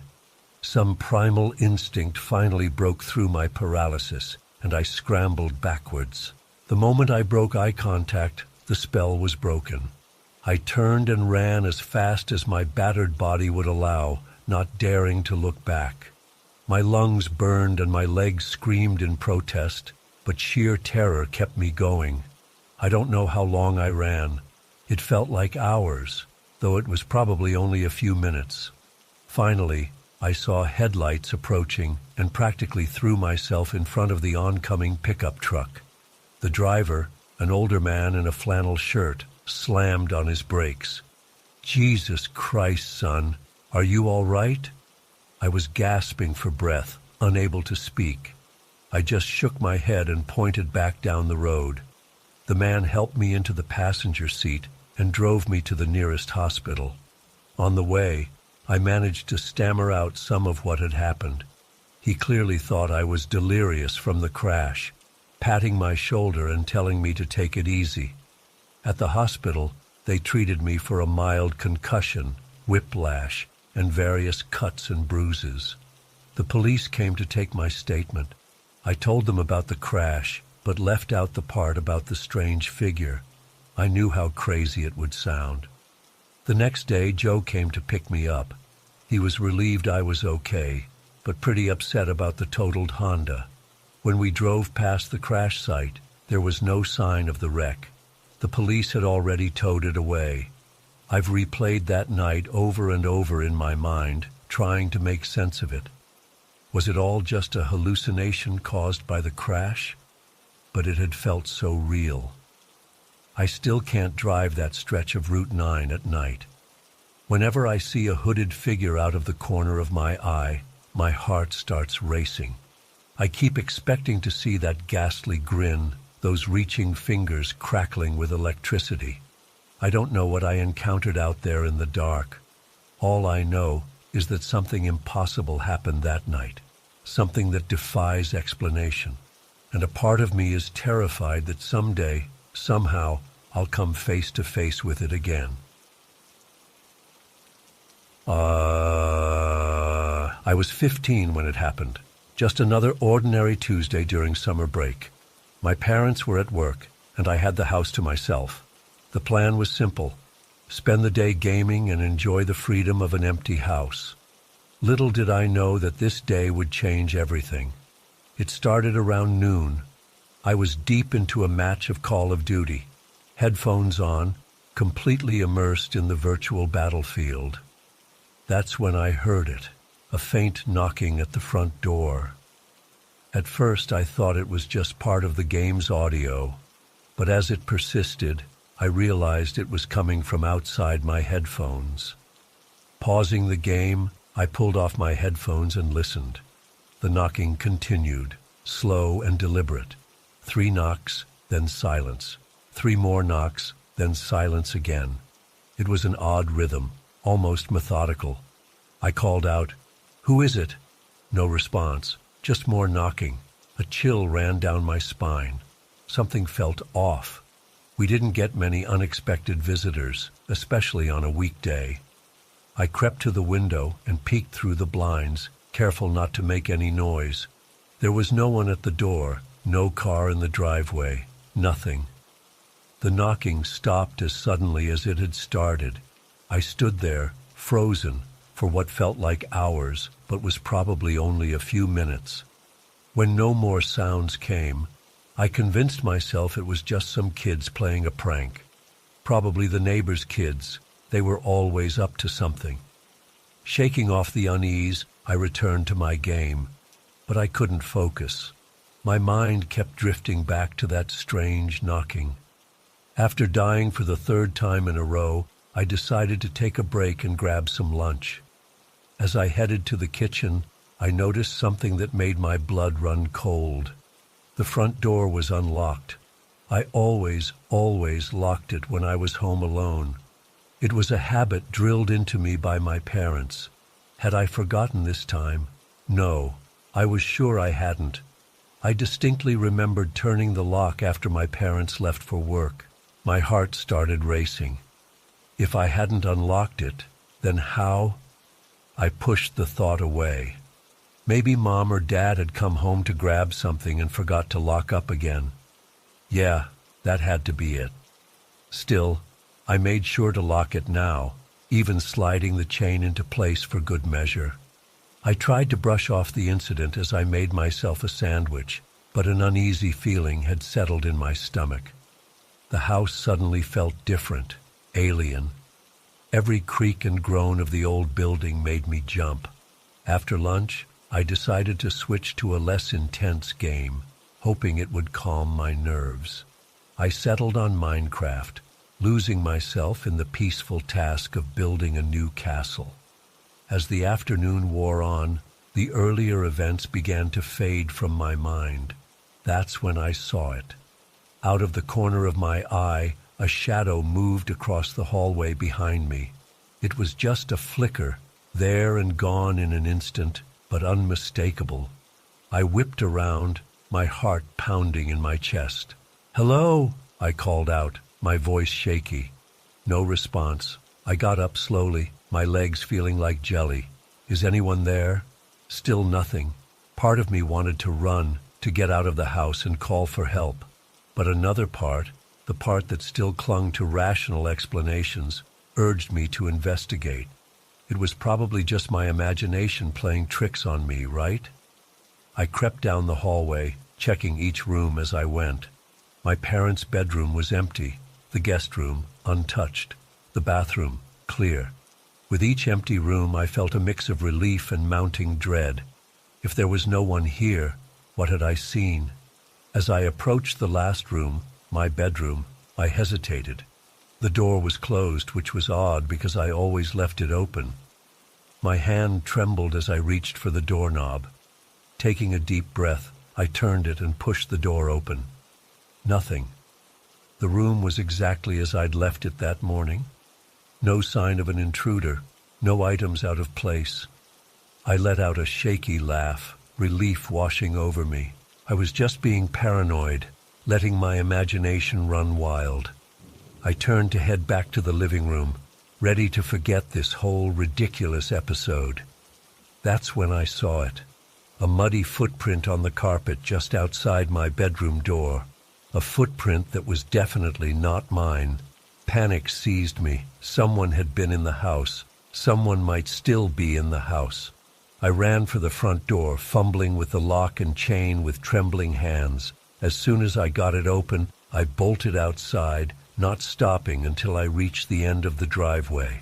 Standing there, gasping for breath, I pulled out my phone and called my dad. When he answered, I could barely get the words out through my panic. He told me to go to our neighbor's house and call the police. He and Mom would be home as soon as possible. The next few hours were a blur.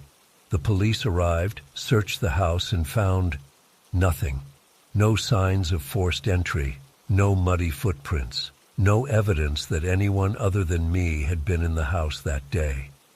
The officers were sympathetic but skeptical. They suggested that the stress of being alone might have caused me to imagine things.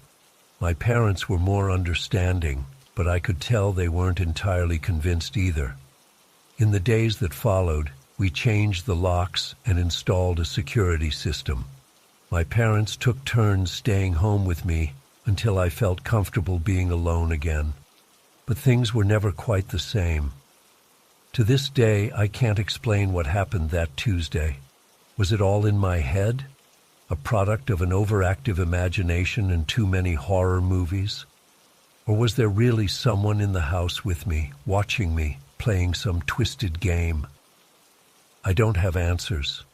All I know is that sometimes, when I'm alone in the house, I still feel like I'm being watched. And every now and then, I could swear I hear that same methodical knocking. 3 knocks, then silence. 3 more knocks, then silence again. Maybe one day I'll understand what really happened, but part of me hopes I never do. Because the truth might be far more terrifying than anything my imagination could conjure up.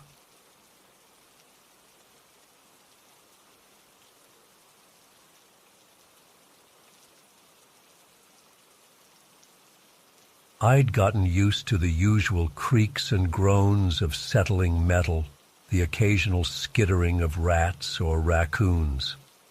But that night felt different from the moment I arrived for my shift. There was a heaviness to the air, an unsettling stillness that made the hairs on the back of my neck stand up. I did my usual rounds, flashlight in hand, checking that all the equipment was secure and there were no signs of trespassers. Everything seemed normal at first, but as I made my way through the skeletal framework of what would become the main office tower, I started to hear something. It was faint at first, a sort of low, rhythmic thumping sound coming from somewhere above me. I paused, straining my ears.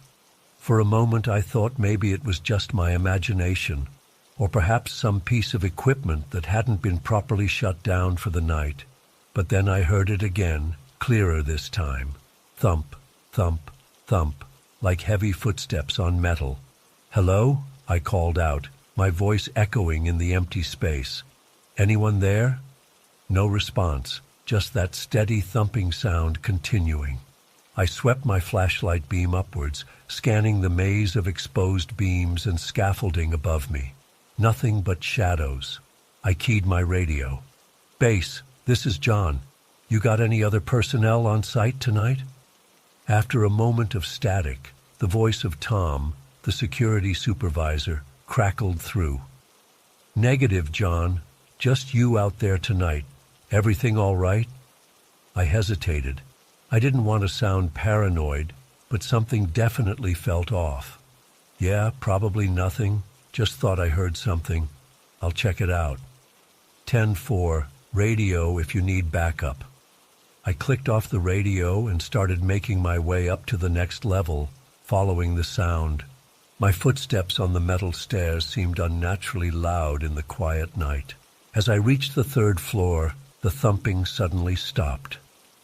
I stood there for a moment, listening intently, but there was nothing but silence. Then, from somewhere in the darkness ahead of me, I heard what sounded like a child's giggle. My blood ran cold. What the hell would a kid be doing here in the middle of the night? Hello, I called out again, my voice shaky. Is someone there? This is a restricted area. You need to leave immediately. More silence. Then another giggle, closer this time, followed by the sound of running feet. I swung my flashlight wildly, trying to catch a glimpse of whoever it was. The beam cut through dust and shadows, illuminating piles of construction materials and equipment. And then I saw it, a figure darting behind a stack of drywall. Hey, stop right there, I shouted, breaking into a run. But as I rounded the corner, there was no one there, just more piles of materials and half-finished walls. My heart was pounding now. This wasn't right. None of this was right. I fumbled for my radio again. Base, I've got an intruder on site, possibly a child, requesting backup immediately. I waited for a response, but there was nothing but static. Base, do you copy? Tom, are you there? More static, then a burst of garbled noise that made me jump. It almost sounded like words, but distorted and unintelligible. And then, clear as day, a child's voice came through the radio. Come play with us, John. I nearly dropped the radio in shock.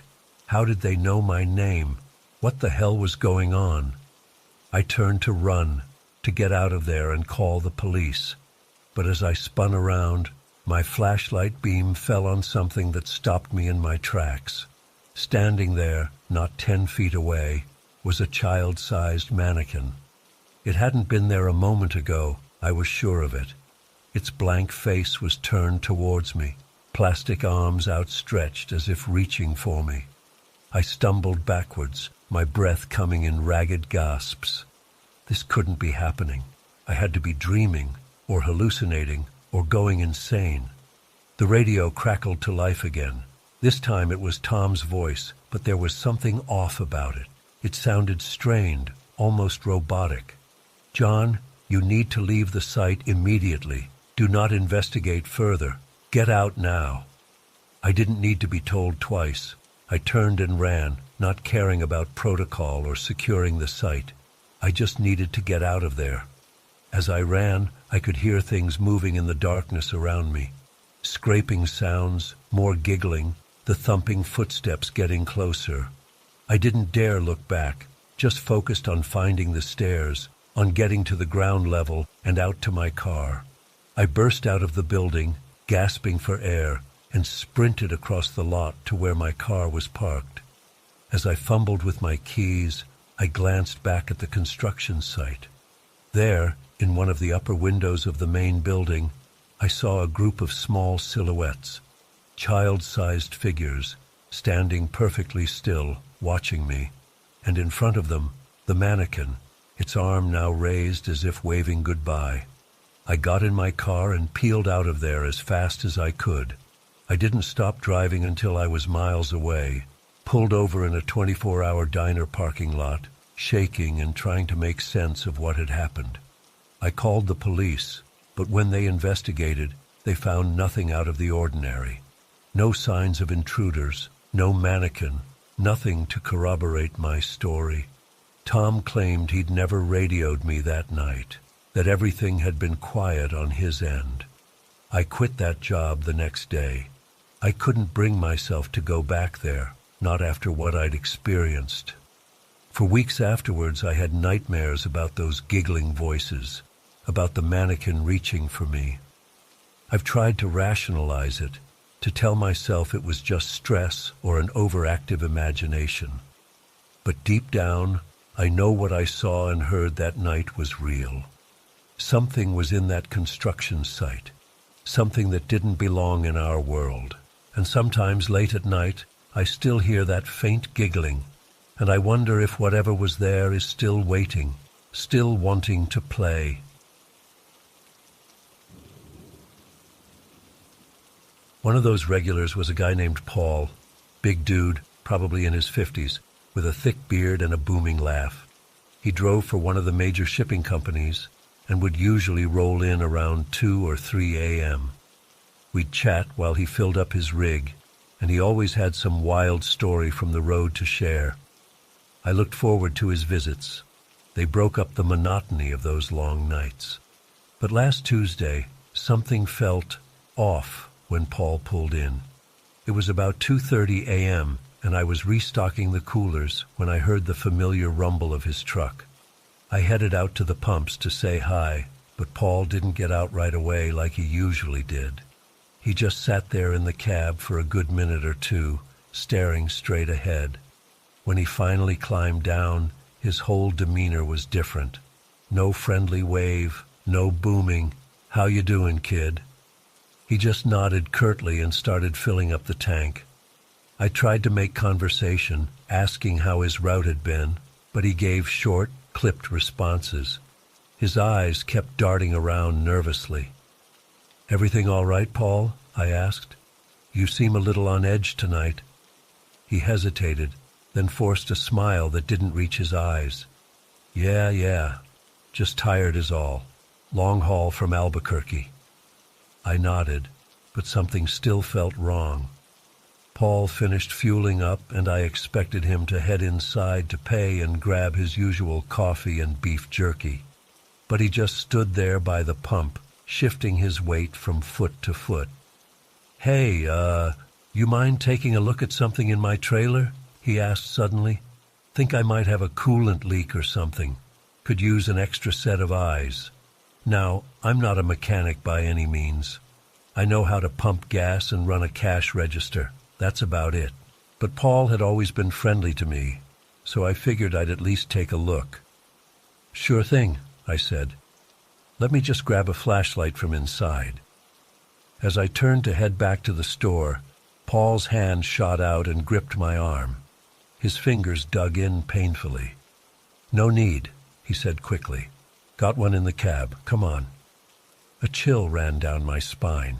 Every instinct was screaming at me that something was very, very wrong. But I didn't want to seem paranoid or rude. Paul was a regular after all. So I let him lead me around to the back of the trailer. He fumbled with the latch for a moment, then swung the heavy doors open. The interior was pitch black. A rush of cold air hit me, along with a smell. Something chemical and sickly sweet that made my stomach turn. "I don't see any leak," I said, taking an involuntary step back. "Maybe we should—" "It's further in," Paul interrupted. He climbed up into the trailer. "Come on up, I'll show you." My heart was pounding now. This wasn't right. None of this was right. I opened my mouth to make an excuse, to say I needed to get back inside. But before I could speak, I heard something that made my blood run cold. A thump from inside the trailer, and then a muffled whimper. Paul's head snapped around toward the sound. For just a split second, I saw an expression of pure rage contort his features. Then he turned back to me with that same forced smile. "Probably just some loose cargo," he said. "Why don't you come take a closer look?" In that moment, I knew with absolute certainty that if I stepped into that trailer, I would never come out again.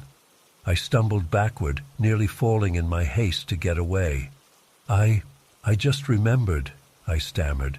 I can't leave the register unattended. Company policy. Sorry, Paul. Maybe next time. I turned and ran. I didn't look back, didn't slow down until I was safely inside the store with the door locked behind me. My hands shook as I fumbled for my phone to call 911. But by the time the police arrived 20 minutes later, Paul and his truck were long gone. They took my statement, but without any hard evidence, there wasn't much they could do. They said they'd put out an alert for the truck, but who knows if anything will come of it. It's been a week now, and I haven't seen or heard anything about Paul. I keep replaying that night in my head, wondering if I imagined it all.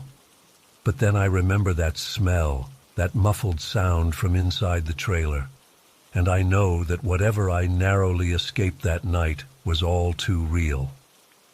I've asked my manager to take me off the night shift. I can't stand being out there alone anymore, wondering if every truck that pulls in might be Paul coming back. I don't know what would have happened if I'd stepped into that trailer, and honestly, I don't want to know. All I know is that I'll never look at a passing semi the same way again, because now I can't help but wonder, what secrets might be lurking in those dark trailers, rolling down the highway in the dead of night?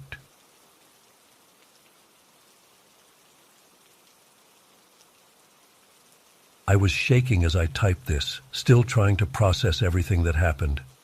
It's been a few days since our terrifying ordeal, but I can't get the images out of my head. I keep reliving those awful moments over and over. It was supposed to be a fun road trip with my 3 closest friends, Jake, Mia, and Tony. We'd been planning it for months, eager to explore some off-the-beaten-path spots in the countryside. None of us could have imagined how horribly wrong things would go. We were about 6 hours into our drive when the GPS started acting up. The signal kept cutting in and out as we wound through increasingly remote back roads. Jake was behind the wheel, growing more frustrated by the minute as we tried to figure out where we were. "I think we should turn back," Mia said nervously from the back seat. "This doesn't feel right." But Jake insisted we press on. "The next town can't be far. We'll stop there and figure it out." As dusk settled in, we found ourselves entering what looked like an old, run-down neighborhood. Dimly lit streets lined with dilapidated houses stretched out before us. Many of the homes had boarded-up windows and overgrown yards. There were no other cars or people in sight. An uneasy feeling settled in my stomach. "Guys, I really don't like this," I said. "Let's get out of here." Jake slowed the car, peering out the windshield with a frown. "Yeah, this is weird. I don't see any businesses or gas stations. We should—" He was cut off by a loud bang from underneath the car. The engine sputtered and died as Jake coasted to a stop at the side of the road. "Shit!" Jake slammed his hand against the steering wheel. "What the hell was that?" We all climbed out to inspect the damage. In the fading light, I could see something glinting on the road behind us, remnants of a broken bottle maybe. Whatever it was, it had shredded our tire and punctured something in the undercarriage. A puddle of fluid was forming beneath the car. Tony crouched down to take a closer look. "This is bad, guys. We're not going anywhere in this thing." A chill ran down my spine as I gazed at our surroundings. The empty houses loomed ominously in the growing darkness. Not a single light shone from any window. The whole neighborhood felt wrong somehow, frozen in time and long abandoned. "We need to find help," Mia said, her voice quavering slightly. "There's got to be someone around here, right?" As if in answer, a flicker of movement caught my eye. I turned to see a figure ducked behind one of the houses across the street. "Hey!" I called out. "We could use some help over here." No response. just an eerie silence broken only by a distant dog barking. Jake pulled out his phone. No signal, damn it. We huddled by the car, debating our options in hushed voices. Walk back the way we came to find the main road, try to find a working phone in one of the houses. As we talked, I had the distinct feeling we were being watched. The hairs on the back of my neck stood up. That's when we heard it, shuffling footsteps approaching from multiple directions. Dark shapes emerged from between the houses, moving with unsettling purpose toward our little group. "Get in the car," Jake hissed. We scrambled inside and locked the doors just as the figures reached the street. In the beam of our headlights, I could make out gaunt faces and tattered clothes. Their eyes gleamed with a feral hunger that made my blood run cold. One of them, a tall man with matted gray hair, stepped right up to Jake's window and peered in at us.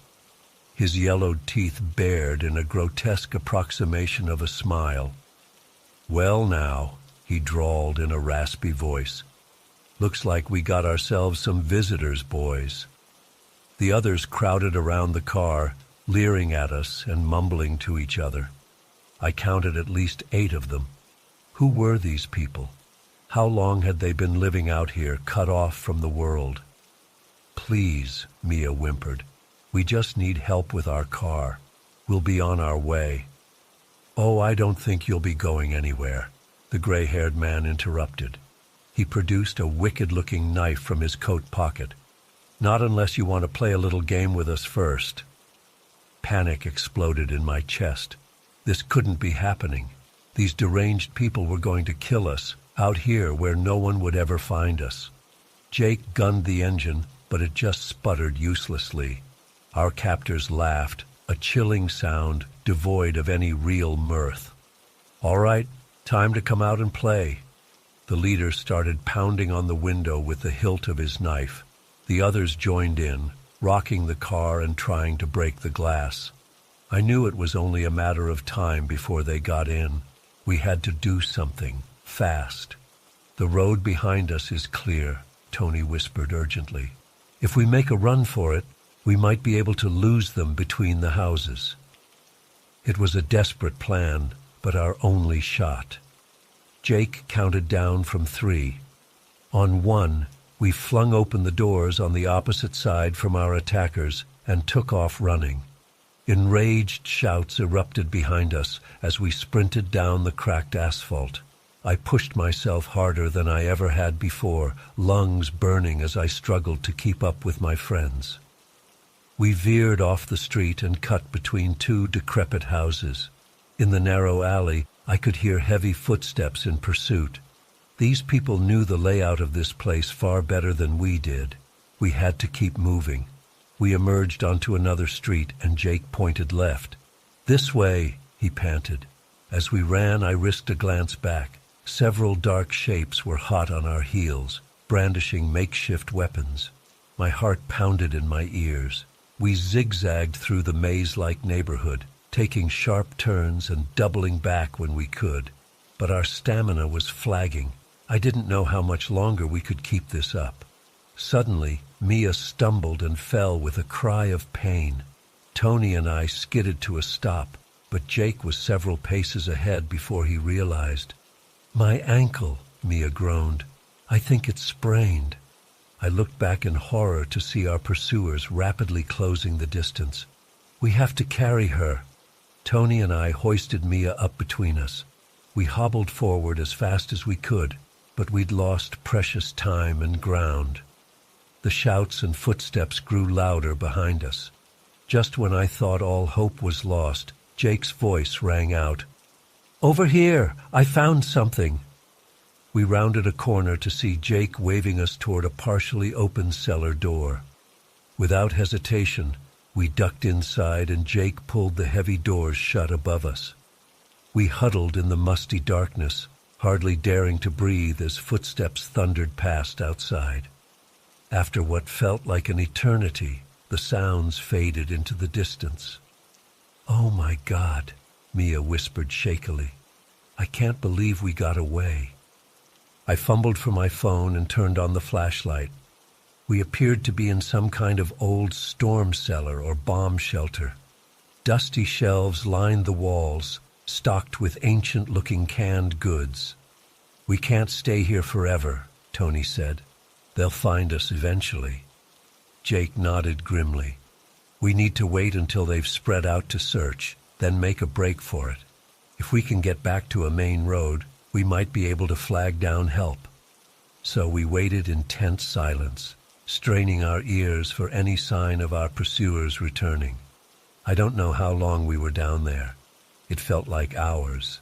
My nerves were frayed to the breaking point. Finally, Jake cracked open the cellar door and peered out. "I think the coast is clear. Let's move." We emerged cautiously into the pre-dawn gloom. The neighborhood was eerily still. We picked a direction and started walking as quickly and quietly as we could, Mia leaning on Tony for support. Just as the first hints of sunrise began to lighten the sky, we heard a vehicle approaching. We ducked behind some overgrown hedges, hearts in our throats. But it wasn't our pursuers. It was a police cruiser on patrol. We ran out into the street, waving our arms frantically. The officer looked stunned as we poured out our story. He radioed for backup and assured us we were safe now.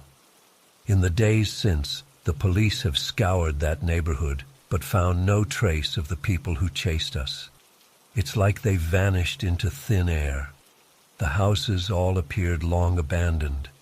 I still have nightmares about those terrifying hours. Part of me wonders if it was all some kind of shared delusion brought on by exhaustion and fear. But then I look at the scrapes on my arms from running through bushes, and I know it was real. We were lucky to escape with our lives that night. I don't think I'll ever feel truly safe again. Those hungry, feral eyes will haunt me forever.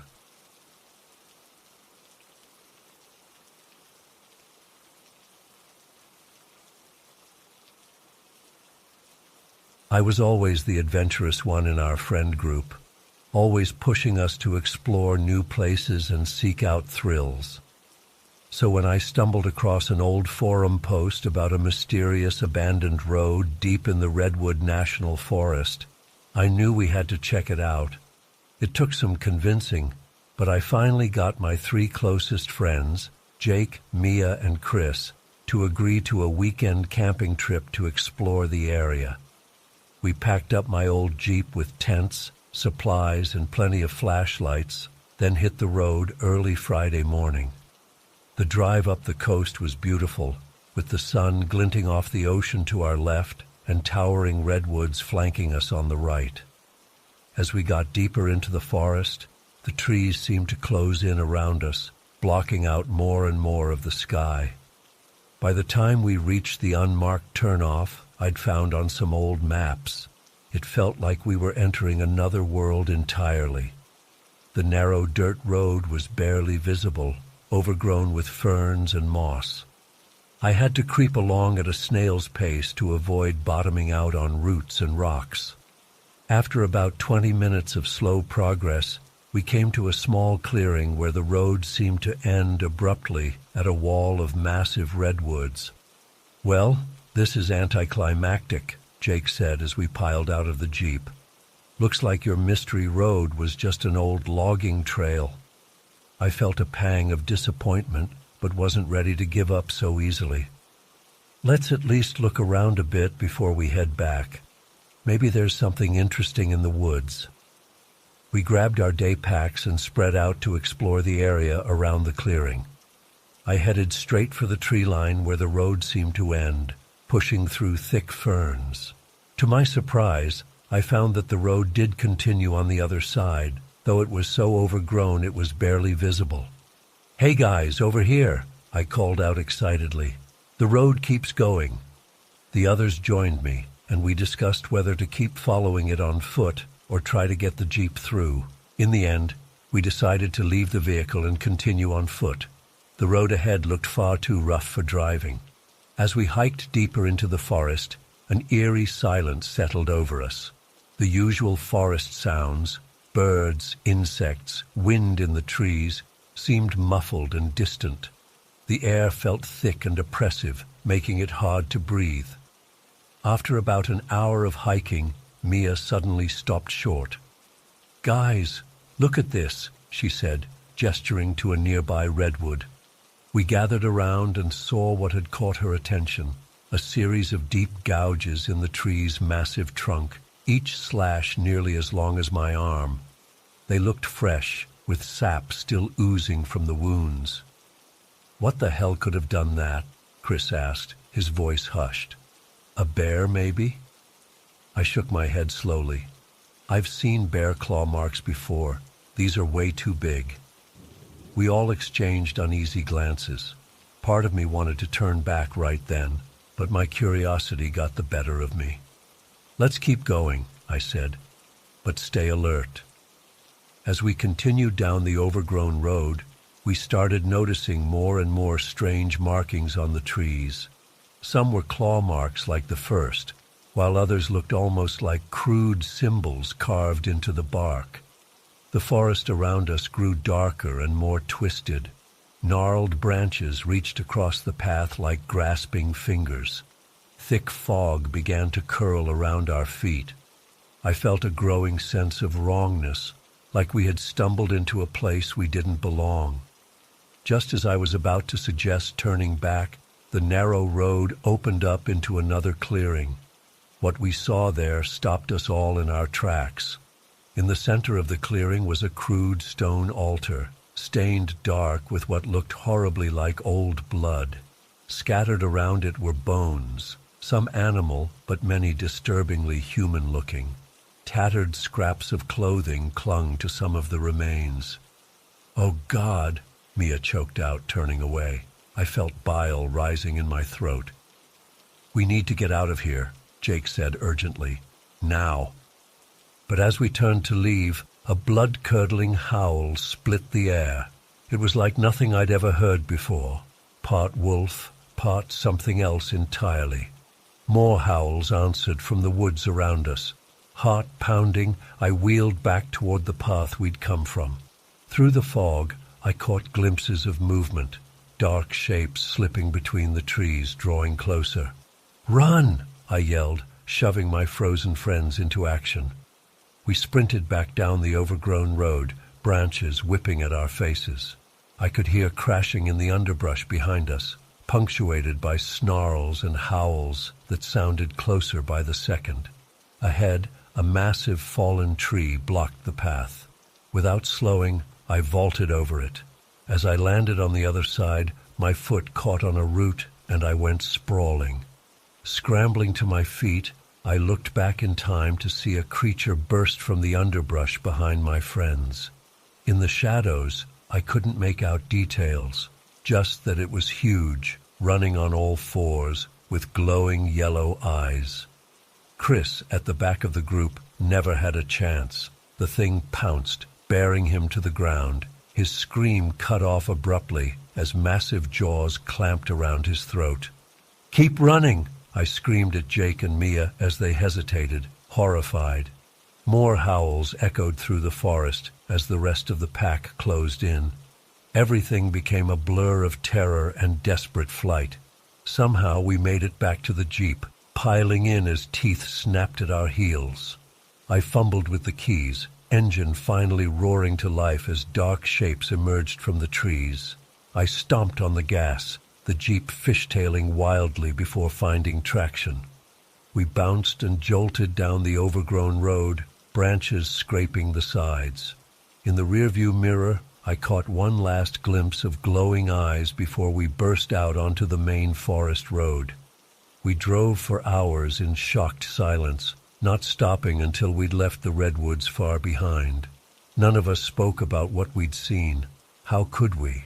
Who would believe us? It's been weeks now, but I still wake up in a cold sweat every night, the sound of inhuman howls echoing in my mind. I can't shake the feeling that we only escaped because something let us go, to spread fear or as some sort of sick warning to others. I don't know what those things in the forest were, I don't want to know. But sometimes, when the night is dark and still, I swear I can hear distant howls carried on the wind, and I wonder how long it will be before they come looking for us again.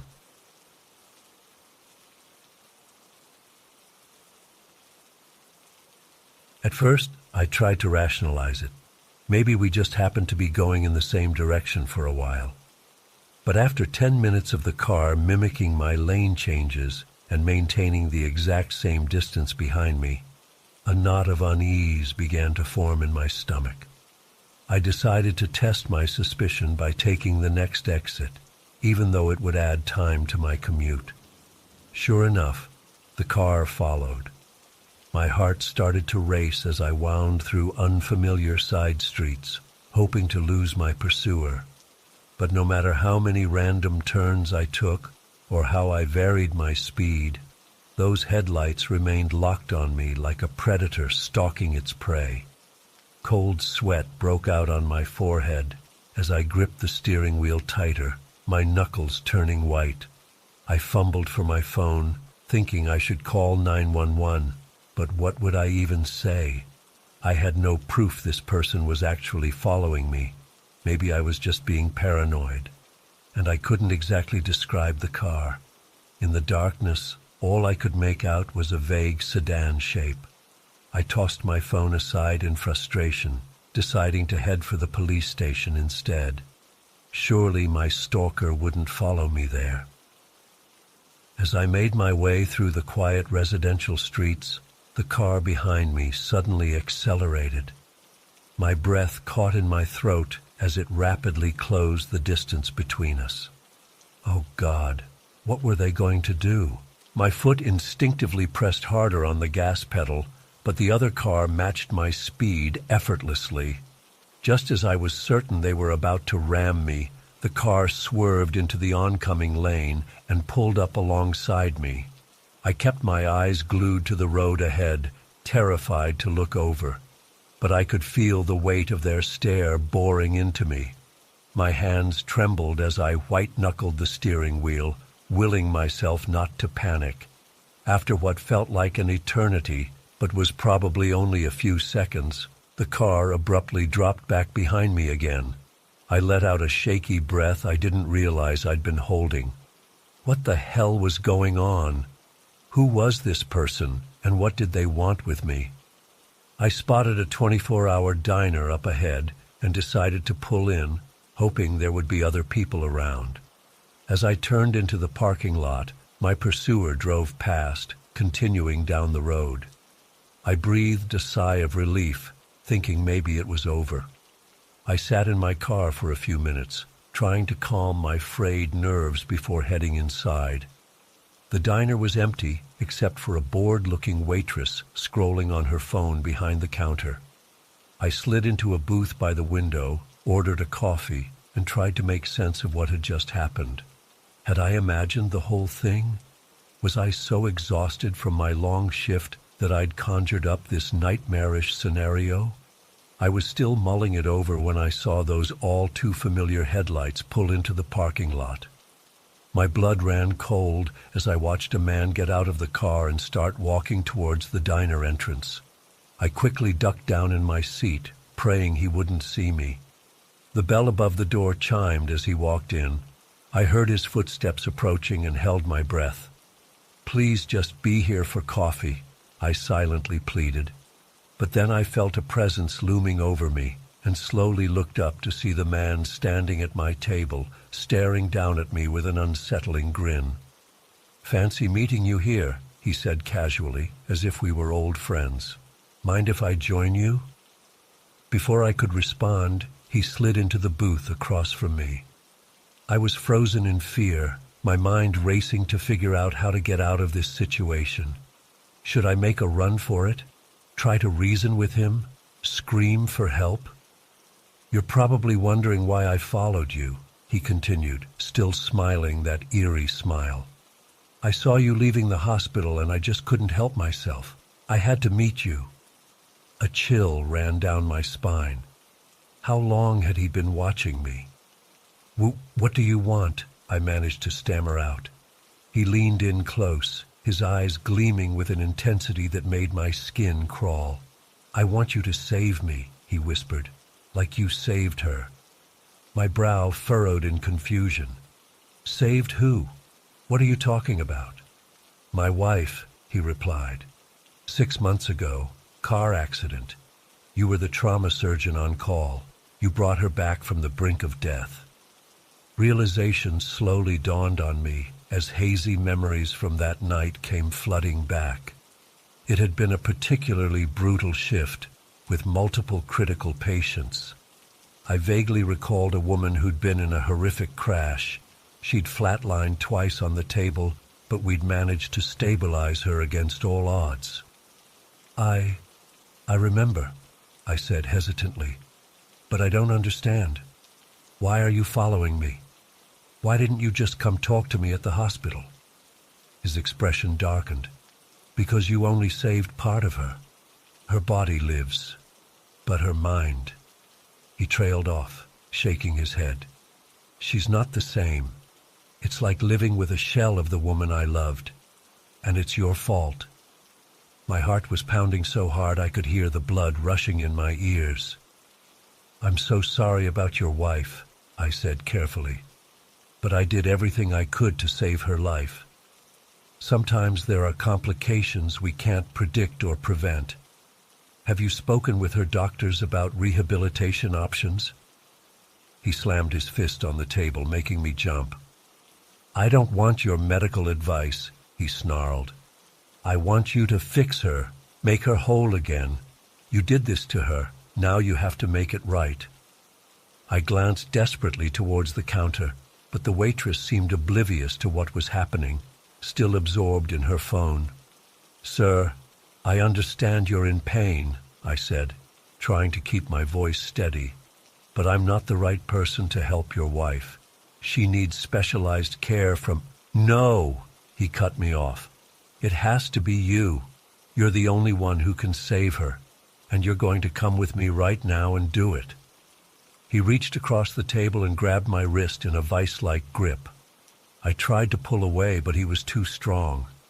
"Please," I begged, "you don't want to do this.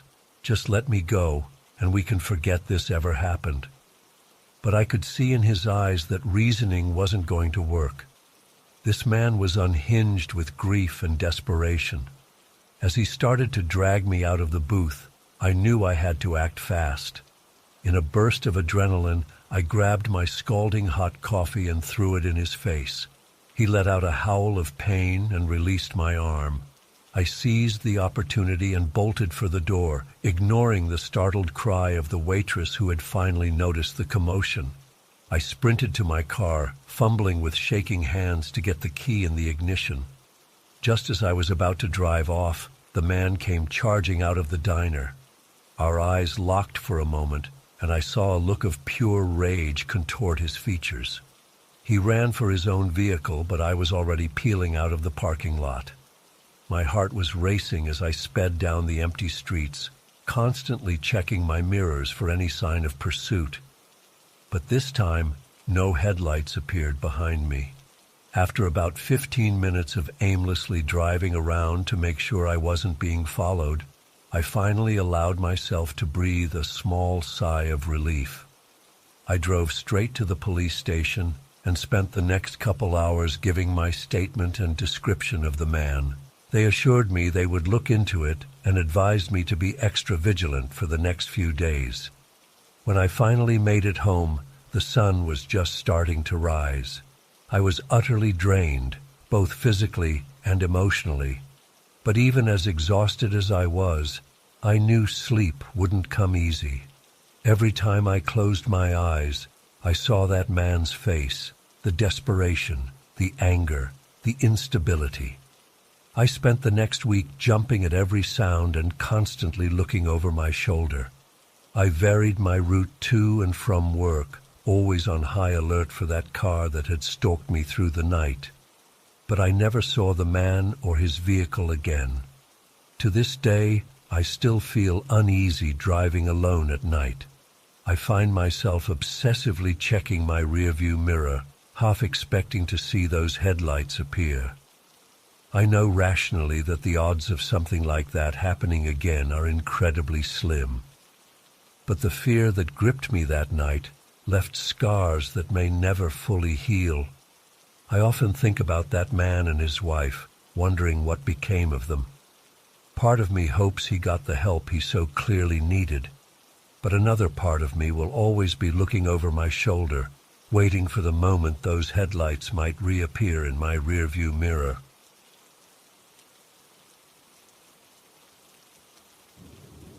As I pulled up to the pump, I noticed something off about the place. The windows were dark, no lights on inside. Weeds sprouted from cracks in the pavement. It had clearly been abandoned for some time. But my gas gauge was dangerously low, and I didn't know how far it was to the next town. I figured I'd at least check if the pump still worked. I got out of my car, the silence pressing in around me.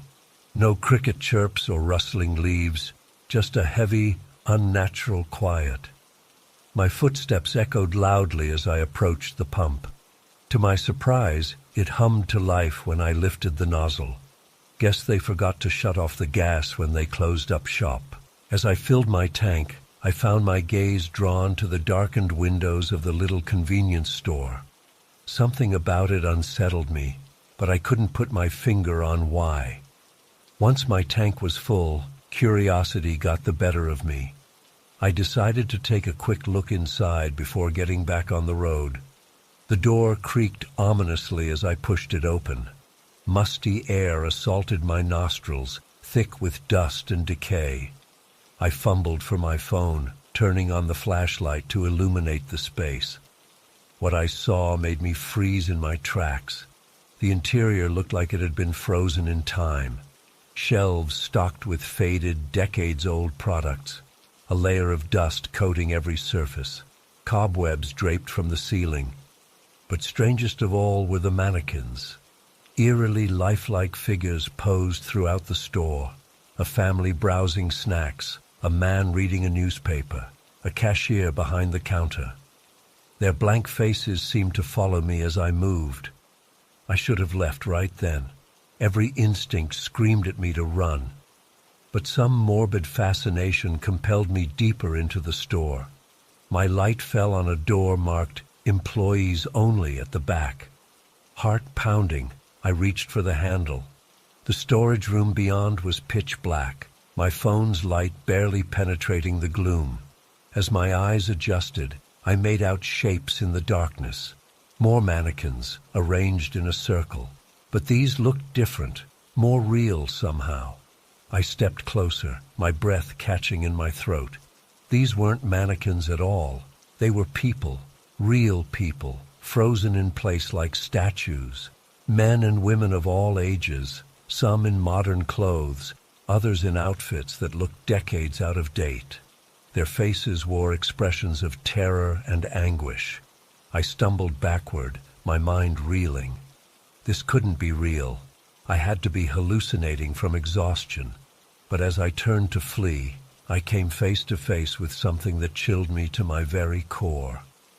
A figure stood in the doorway, blocking my escape. Tall and unnaturally thin, clothed in tattered rags. But where its face should have been was only a blank, featureless expanse of skin. I stood paralyzed with fear as it raised a skeletal hand, gesturing to the circle of frozen people. When it spoke, the voice seemed to come from inside my own head. "Join us," it whispered. "Become part of our eternal gathering." Terror jolted me into action. I bolted past the creature, shoving it aside with strength born of desperation. I sprinted through the store, past the watchful mannequins, and burst out into the cool night air. I threw myself into my car, hands shaking so badly I could barely get the key in the ignition. As I peeled out of the lot, tires squealing, I risked a glance in the rearview mirror. The faceless figure stood in the doorway, its blank visage turned toward me. And all around it, the mannequins had come to life, waving goodbye with stiff, jerky movements. I drove for hours, too terrified to stop. When the sun finally rose, I convinced myself it had all been a vivid hallucination brought on by exhaustion. But in the weeks since, I've done some research. There are whispered stories of other travelers encountering that gas station. Some say it appears in different locations, luring in unsuspecting victims. Others claim it's a portal to another dimension, trapping souls for some dark purpose. I don't know what to believe anymore, but I know this. I'll never stop at an isolated gas station in the middle of the night again. And sometimes when I close my eyes, I still see that faceless creature reaching for me, inviting me to join its grim congregation. I fear that one day I might not be able to resist its call. The encounter has left me deeply shaken. I find myself constantly looking over my shoulder, jumping at shadows. Sleep eludes me most nights, my dreams haunted by visions of frozen faces and mannequins coming to life. I've become paranoid about stopping anywhere remote or isolated, always making sure to fuel up in busy areas during daylight hours. I've scoured the internet for any information about similar experiences, but most of what I've found are vague urban legends or clearly fictional stories. Nothing that quite matches the visceral terror of what I encountered. Part of me wants to go back, to prove to myself that it wasn't real. But a deeper, primal part of my psyche recoils at the very thought. The worst part is the lingering doubt. What if I had imagined it all? What if I'm slowly losing my grip on reality? But then I'll catch a glimpse of something out of the corner of my eye, a store mannequin that seems to turn its head, or a stranger on the street whose face looks just a little too smooth and featureless. And that ice-cold fear grips me all over again. I've tried talking to friends and family about it, but they all assume I just had a vivid nightmare or hallucination from driving while exhausted. Maybe they're right. Maybe that's all it was. But deep down, I know what I saw was real, and I can't shake the feeling that it's not over, that somehow, someday, that gas station will find me again. So I'm sharing my story here, hoping that someone out there might have answers, or at least to warn others to be careful on those long, lonely stretches of highway in the dead of night. If you see a rundown gas station appear out of nowhere, just keep driving. Don't let curiosity get the better of you like I did, because once you step inside, you might never truly leave. Part of you will always be there, frozen in that circle, waiting for the next unsuspecting traveler to join the gathering. And who knows, maybe one day that traveler will be you. I still drive for work sometimes, but I've changed my habits. I plan my routes meticulously, marking every populated area where I can safely stop. I keep my tank topped off religiously, never letting it drop below half full, and I avoid driving at night whenever possible. But on those rare occasions when I find myself on a dark highway in the wee hours, I can't help but scan the horizon anxiously. Every set of lights in the distance makes my heart race until I can confirm it's just a normal truck stop or small town. And sometimes, just for a moment, I think I see a familiar neon sign flickering in the distance, beckoning me to pull over and rest a while. I speed up then, gripping the wheel until my knuckles turn white, because I know that if I ever see that gas station again, the temptation to stop and investigate further might be too strong to resist, and next time I might not be lucky enough to escape. So I keep driving, miles rolling by beneath my wheels, always moving, never stopping, because I fear that if I stand still for too long, I'll find myself back in that circle. Another frozen face among the gathered souls, silently screaming as we wait for eternity to claim us all.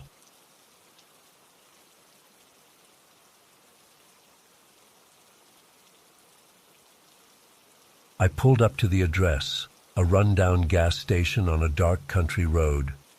There was only one person there, a thin man in a long coat standing under the flickering light of the overhang. As I rolled to a stop, he climbed into the back seat without a word. "Evening," I said, glancing in the rearview mirror. "Where to?" The man mumbled an address, his voice barely audible. I plugged it into my GPS. It was even further out, down some back roads I'd never been on before.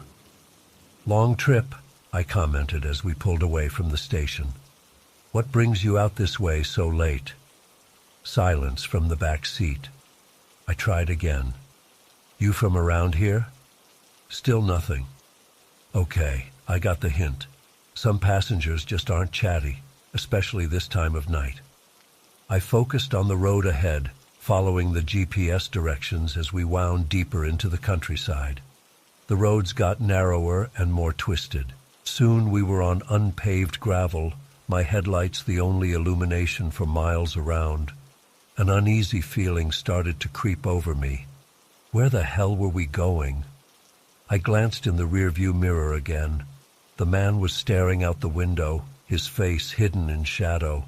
Something about him seemed off. I couldn't put my finger on it. "You sure this is the right way?" I asked.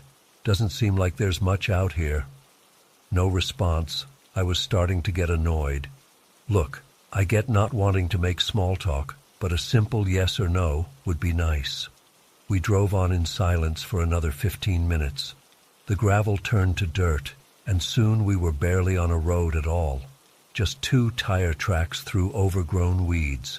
My unease was growing by the minute. I was about to tell the guy this was as far as I was going when the GPS chimed. "You have arrived at your destination."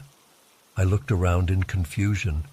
There was nothing here, just empty fields and a dilapidated old farmhouse barely visible in the gloom.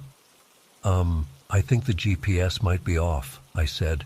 "I don't see any—" I glanced in the mirror and my words died in my throat. The back seat was empty. For a moment I just sat there, engine idling, trying to process what I was seeing, or rather, what I wasn't seeing. The passenger was gone, vanished into thin air. My mind raced. Had I imagined him? No, that was impossible. I'd seen him get in the car. I'd heard him give me the address. He'd been sitting right there just moments ago.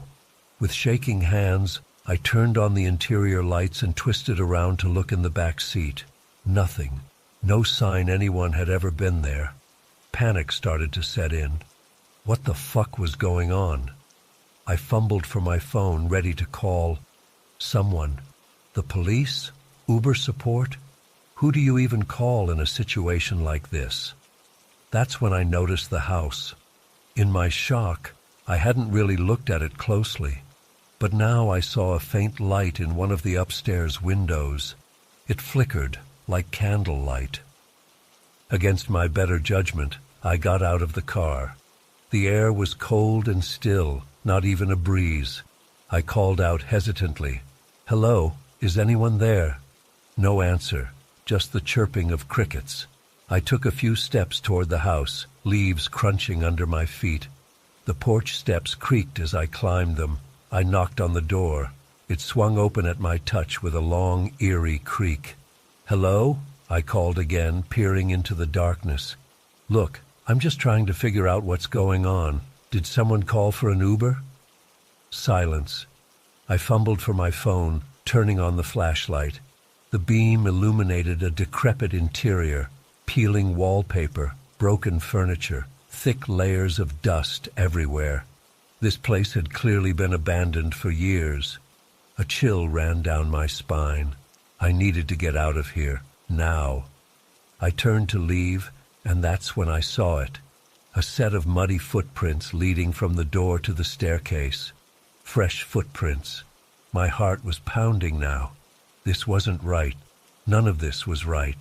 I backed away slowly, keeping my eyes on those footprints. As I reached the door, a floorboard creaked overhead. I froze. Another creak, like slow footsteps crossing the floor above. I ran. I sprinted for my car, not daring to look back.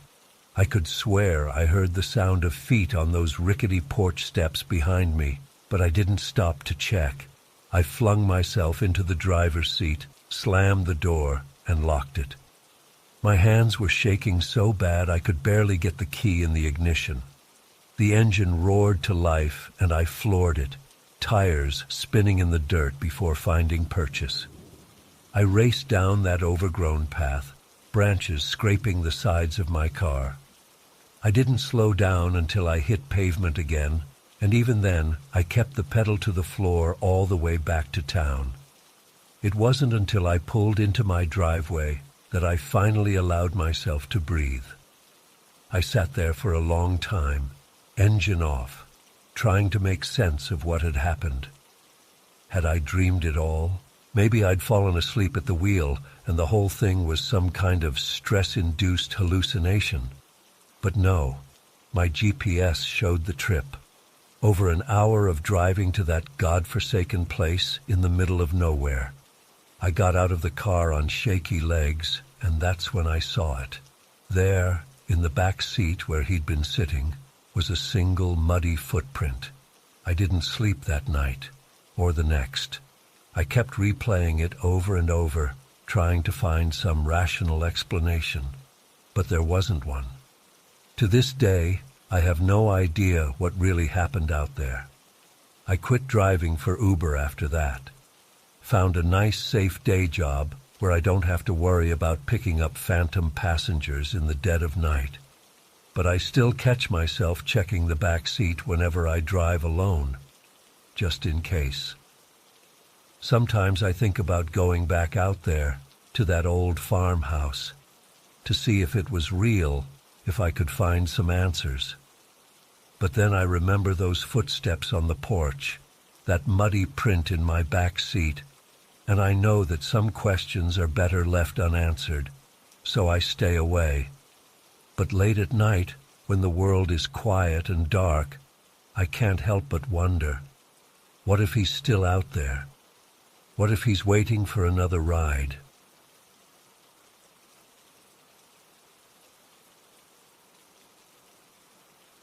I first noticed it when I heard a loud crash from downstairs. It sounded like glass breaking. My heart started racing immediately. I muted the TV and listened intently, straining to hear any other noises. For a few moments, there was nothing but the pounding rain against the windows. Then I heard it, a soft thud, like someone bumping into furniture. My hands started shaking as I reached for my phone. Should I call the police? Maybe it was just my imagination running wild. I decided to investigate first before potentially embarrassing myself with a false alarm. I crept down the stairs as quietly as I could, wincing at every creak of the old wooden steps. When I reached the bottom, I peered around the corner into the living room. Everything looked normal at first glance, but then I saw it. The lamp that usually sat on the side table was lying shattered on the floor. My breath caught in my throat. I definitely hadn't knocked that over earlier. Someone must be in the house. I backed up slowly, planning to run back upstairs and call 911. But a flicker of movement caught my eye. The door to the storage closet under the stairs was slightly ajar, swaying gently. Against my better judgment, I inched towards it. With a trembling hand, I pulled the door open wider. A gust of cold, damp air hit me in the face. The small window in the closet was wide open, rain pouring in and puddling on the floor. I felt like I'd been doused in ice water. I never ever left that window open. It was always locked tight. Someone must have broken in through there. Panic exploded in my chest. I spun around, ready to make a mad dash for the front door, but I froze when I heard the unmistakable sound of footsteps overhead. Slow, deliberate footsteps moving across the floor of my bedroom. In that moment, pure terror took over. I didn't think, I just acted. I bolted for the front door, fumbling with the locks with shaking hands. I could hear the footsteps getting closer, heading for the stairs. Just as I managed to wrench the door open, I heard the creak of the top stair. I ran out into the storm without even grabbing my shoes or coat. The rain lashed at my face as I sprinted down the street, not daring to look back. I didn't stop until I reached my neighbor's house, pounding frantically on their door. They let me in, alarmed by my hysteria. Through gasping sobs, I managed to explain what happened. They called the police while I huddled on their couch, jumping at every sound. When the officers arrived, they went to search my house. I waited anxiously at my neighbors, praying they'd catch whoever had broken in. But after what felt like hours, they came back with puzzled looks on their faces. They told me they'd found no sign of an intruder. The window in the closet was closed and locked. Nothing was missing or disturbed, except for the broken lamp. They gently suggested that perhaps I'd left the window open earlier and forgotten, and the wind had blown the lamp over. I tried to protest, to explain about the footsteps I'd heard. But even as the words left my mouth, I started to doubt myself. Had I imagined it all? The storm, the darkness, my own fears, had they all combined to play tricks on my mind? The police advised me to stay with my neighbors for the night, just to be safe. They did a final sweep of the house and left, clearly unconvinced that any real threat had existed. I spent a sleepless night tossing and turning on my neighbor's couch, reliving those terrifying moments over and over. The next morning, I hesitantly returned home. Everything looked normal in the harsh light of day. I went through every room, looking for any evidence of an intruder, but I found nothing out of place. The broken lamp was the only sign that anything unusual had happened. As the days passed, I tried to convince myself that it had all been in my imagination. Maybe I really had left that window open and forgotten. Maybe the storm had somehow made me hear things that weren't there. I installed a security system and extra locks, telling myself it was just for peace of mind. But late at night, when the house is quiet and dark, I still find myself lying awake, listening, wondering if I'll hear those footsteps again, wondering if someone really was in my house that night, and why they left without taking anything, wondering what they wanted and if they'll ever come back. I've thought about moving, but something keeps me here. A need to prove to myself that I'm not crazy, that what I experienced was real. So I stay, jumping at every unexpected noise, always looking over my shoulder. Sometimes I think I catch glimpses of movement out of the corner of my eye, or hear the faintest sound of breathing when I'm alone in the house. But when I turn to look, there's never anything there, just shadows and silence. I don't know if I'll ever feel truly safe in this house again. The memory of that night haunts me, leaving me with more questions than answers. Was someone really there? Or did my mind conjure up the whole thing? I'm not sure which possibility terrifies me more. All I know is that every time a storm rolls in, I find myself reliving that night. The crash of the lamp, the open window, those footsteps on the stairs. I tell myself it wasn't real, that I'm safe now.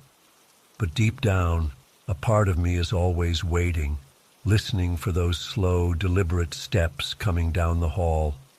I've never told anyone else the full story of what happened that night. They'd probably think I was losing my mind. Hell, sometimes I think I am. But writing this all down, sharing it with others who might understand, it helps somehow. Makes me feel less alone with this burden of fear and doubt I've been carrying. So if you're reading this and you've ever experienced something similar, know that you're not alone. And if you haven't, count yourself lucky. But maybe check your windows before you go to bed tonight, just in case. I was only 12 when it happened, but the memory of that day still sends chills down my spine even now, over a decade later. It was the summer of 2011, and my family had just moved into our new home nestled in the woods of rural Pennsylvania. As a kid who grew up in the suburbs, I was thrilled by the prospect of having acres of forest as my backyard playground. Little did I know that those same woods would soon become the setting for an encounter that would haunt me for years to come. It was a warm August afternoon, and I had spent most of the day exploring the forest surrounding our property.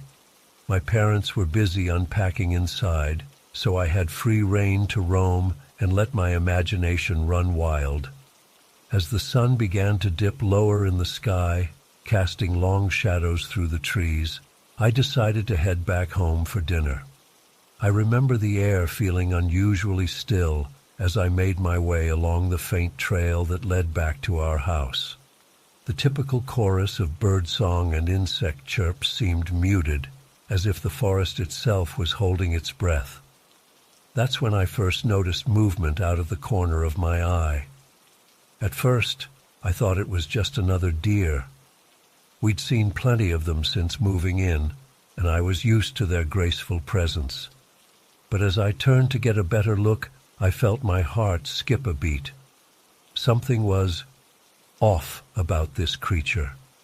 It stood motionless about 30 yards away, partially obscured by the underbrush. Its general shape was that of a deer, but the proportions were all wrong. The legs seemed impossibly long and spindly, like stilts holding up its body. The neck, too, was elongated beyond what should have been natural.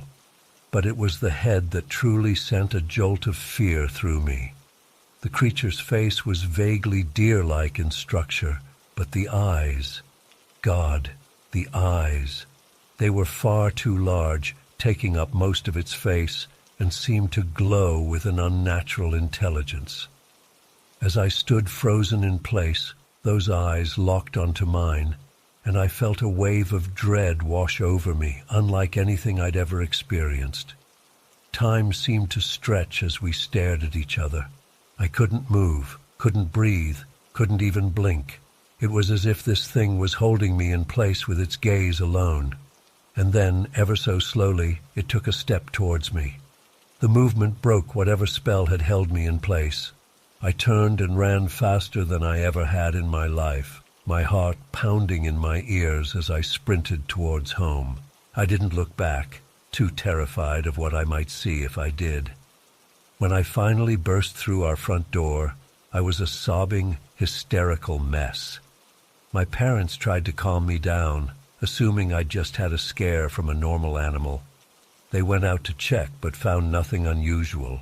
As the days passed, I tried to convince myself that it had just been my overactive imagination playing tricks on me in the unfamiliar woods. But deep down, I knew what I had seen was real. For years, I pushed the memory to the back of my mind, never speaking about it to anyone. It wasn't until I was 23, idly browsing the internet late one night, that I stumbled across a forum thread that made my blood run cold. The post described an encounter eerily similar to mine, a deer-like creature with unnaturally long limbs and oversized, intelligent eyes. They called it a not deer. As I delved deeper into the rabbit hole of online communities discussing these encounters, I realized I wasn't alone. There were dozens, if not hundreds, of people from all over North America who had experienced something similar. Many of the stories shared common elements: the unnatural silence of the forest, the feeling of being held in place by the creature's gaze, and the overwhelming sense of wrongness that permeated the entire encounter. Some theories suggested these were cryptids, unknown animals lurking in the shadows of our world. Others proposed more supernatural explanations, likening the not deer to skinwalkers or other shape-shifting entities from folklore. Whatever the truth, it was clear that what I had seen that day in the Pennsylvania woods wasn't just a figment of my imagination. Reading through these accounts brought all the fear and uncertainty of that day rushing back. I found myself obsessively checking the tree line whenever I visited my parents. half expecting to see those impossibly long legs and piercing eyes emerging from the shadows. Even now, living in a bustling city hundreds of miles away, I can't shake the feeling that somewhere out there, in the quiet corners of the world, these creatures are waiting. I've tried to rationalize it over the years.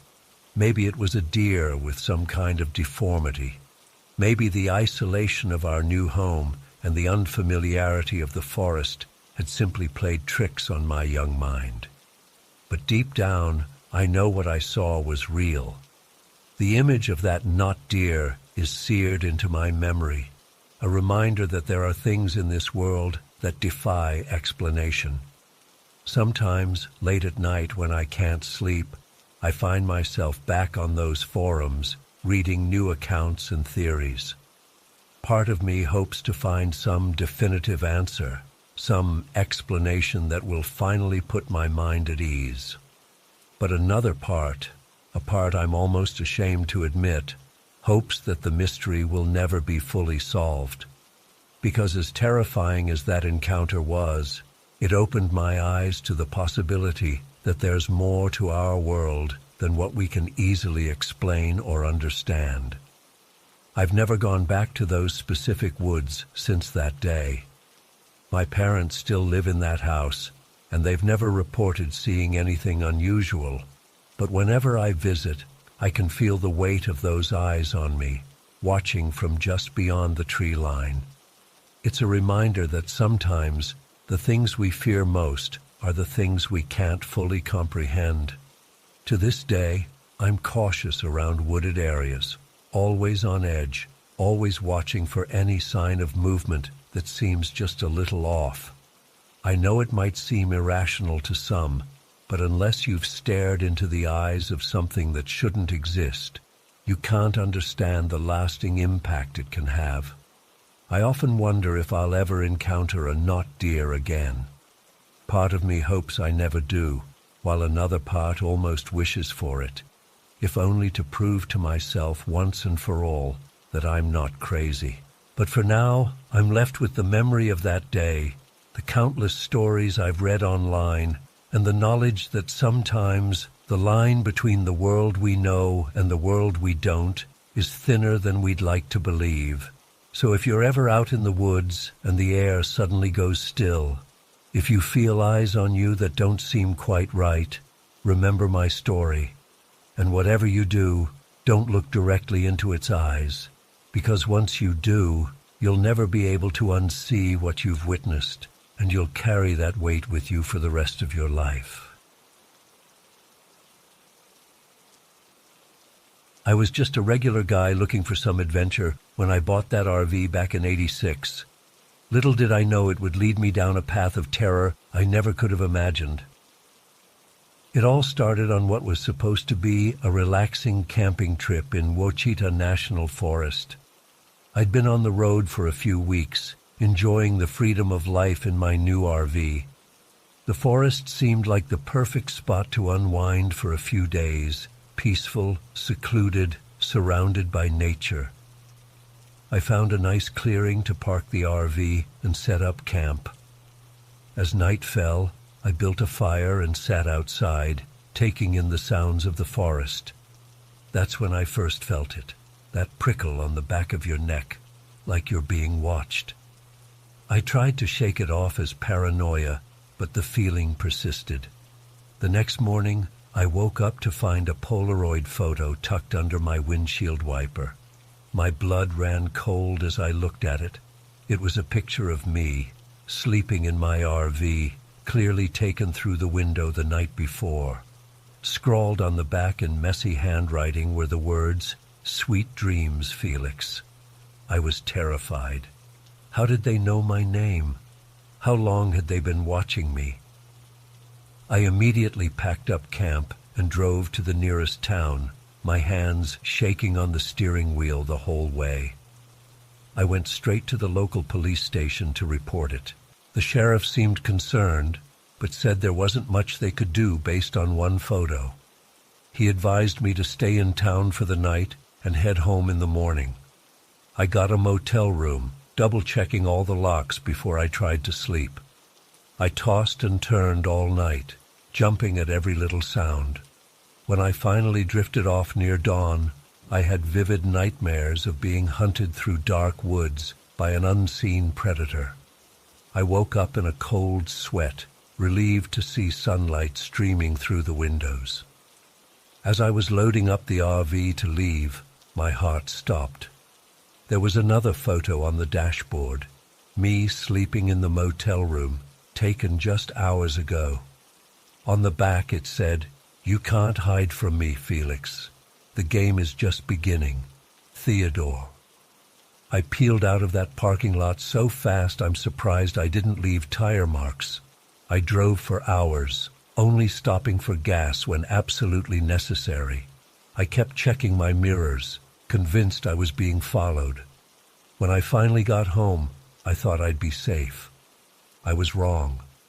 Over the next few weeks, the photos and messages kept coming.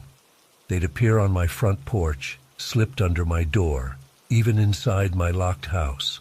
Always the same taunting tone, always signed Theodore Grayson. I was going out of my mind with fear and paranoia. I installed security cameras, changed my locks, even stayed with friends for a while. But Theodore always found me. The photos became more intrusive, me at work, out with friends, even in my own shower. It was like nowhere was safe. I went back to the police multiple times, but they said there was little they could do without catching Theodore in the act. They advised me to start documenting everything, which I did obsessively. I filled notebook after notebook with times, dates, and details of each incident. One day, about 2 months in, I came home to find my living room trashed. Furniture overturned, papers strewn everywhere. But nothing was stolen. Instead, there was a message scrawled on my wall in what looked horribly like blood. "The hunt is on, Felix. Run or die." That was my breaking point. I packed a bag and fled town that night, not telling anyone where I was going. I drove for days, staying in seedy motels paid for with cash, constantly looking over my shoulder. But no matter where I went, Theodore found me. The photos and messages kept coming, each one more twisted than the last. He'd leave little gifts, a lock of my own hair, clippings of my fingernails, even a mold of my house key. It was like he was always one step ahead. After weeks on the run, I was at my wits' end. I hadn't slept more than an hour at a time in days. I was jumpy, paranoid, seeing Theodore's face in every stranger I passed. That's when I had my epiphany. I couldn't keep running forever. I had to fight back. I started doing research, digging into similar cases across the country. To my shock, I found dozens of people with stories just like mine. All of them stalked relentlessly by someone who seemed to know their every move, who delighted in psychological torture. I reached out to some of these survivors, and we formed an informal support group. We'd share information, compare notes, try to find patterns. That's when we stumbled onto something bigger than we ever imagined. Several of us had heard our stalkers mention something called the Watchers. At first, we thought it was just another scare tactic. But as we dug deeper, a horrifying picture began to emerge. The Watchers appeared to be some kind of twisted secret society or cult. They treated hunting humans like a game, selecting targets and competing to see who could break them first.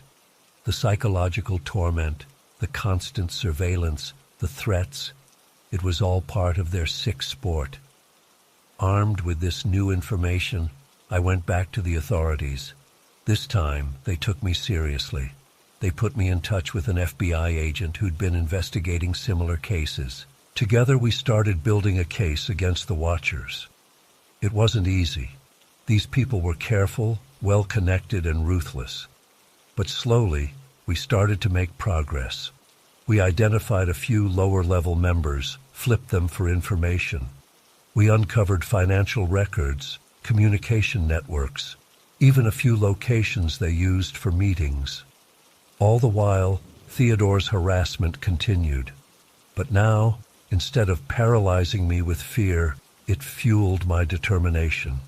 Every photo, every threatening note, every invasion of my privacy became evidence to use against him and his twisted organization. The breakthrough came about 6 months after that first photo in the forest. We managed to intercept a message about an upcoming Watcher initiation ceremony. It was the chance we'd been waiting for. The FBI set up a sting operation. I agreed to act as bait, making myself an easy target. It was terrifying, knowing I was deliberately drawing Theodore out. But I was done being a victim. The night of the ceremony, everything went according to plan, until it didn't. Theodore must have gotten wind of the trap. He showed up early, catching me alone before the FBI team was in position. I'll never forget the look in his eyes when he cornered me. There was no humanity there, just a predatory gleam. He told me how much he'd enjoyed our game, how he was almost sad to see it end. Then he pulled out a knife. What happened next is still a blur. We struggled, and somehow I managed to get the upper hand. I don't know where I found the strength, but suddenly the knife was in my hand, and Theodore was on the ground. The FBI burst in moments later, arresting Theodore and rounding up several other Watchers who'd arrived for the ceremony. It was over. I was safe. In the weeks that followed, the full scope of the Watchers' activities came to light. Dozens of victims across the country, some stalked for years. The organization's roots went deeper than anyone imagined, with members in law enforcement, government, even the tech industry. The trial was a media sensation. I testified, along with many other survivors. Watching Theodore and his cronies face justice was both terrifying and cathartic. In the end, most of the leadership got life sentences. It's been years now, but I still look over my shoulder sometimes.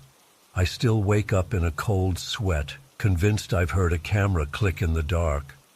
But I'm not that terrified, helpless victim anymore. I'm a survivor, and I'm stronger for what I've been through. I still run that support group, helping other stalking victims reclaim their lives. And every time I share my story, I hope it gives someone else the courage to fight back. Because in the end, that's how we beat monsters like Theodore. By refusing to let them win, by shining a light on their dark world, and by standing together against the darkness. I work as a security guard at our local shopping center. It's not the most exciting job, but it pays the bills. That night, I finished my shift around 11 p.m. As I walked to my car in the empty parking lot, I noticed dark clouds gathering overhead. Great, just what I needed, a storm to make my long drive home even worse. I live about an hour away from the mall, and part of my commute involves taking this winding back road through some pretty remote areas. Usually I don't mind the drive. It's peaceful, and I use the time to decompress after work. But as I pulled out of the parking lot that night, I had an uneasy feeling in the pit of my stomach. The rain started coming down in sheets about 15 minutes into my drive. I could barely see a few feet in front of my headlights. The windshield wipers were working overtime, but it didn't seem to help much. I slowed down to a crawl, gripping the steering wheel tightly as I navigated the slick roads. As I turned onto the back road portion of my drive, things went from bad to worse. The street was completely flooded in some parts, forcing me to carefully maneuver around deep puddles. Lightning flashed across the sky, briefly illuminating the dense forest on either side of the road. I felt completely isolated out there. I was about halfway through the back road when I noticed headlights appear in my rearview mirror. At first, I was relieved. I wasn't alone out here after all. But as the car got closer, that relief quickly turned to dread. The vehicle behind me was driving erratically, speeding up then slowing down, swerving back and forth across the road. My hands started to sweat as I watched it draw nearer in my mirrors. Something wasn't right. Suddenly, the car behind me flashed its high beams, momentarily blinding me. I squinted, trying to maintain control of my vehicle on the rain-slicked road.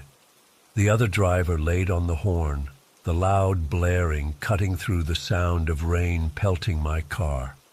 My heart was racing now. What did this person want? Were they in trouble and trying to get my attention?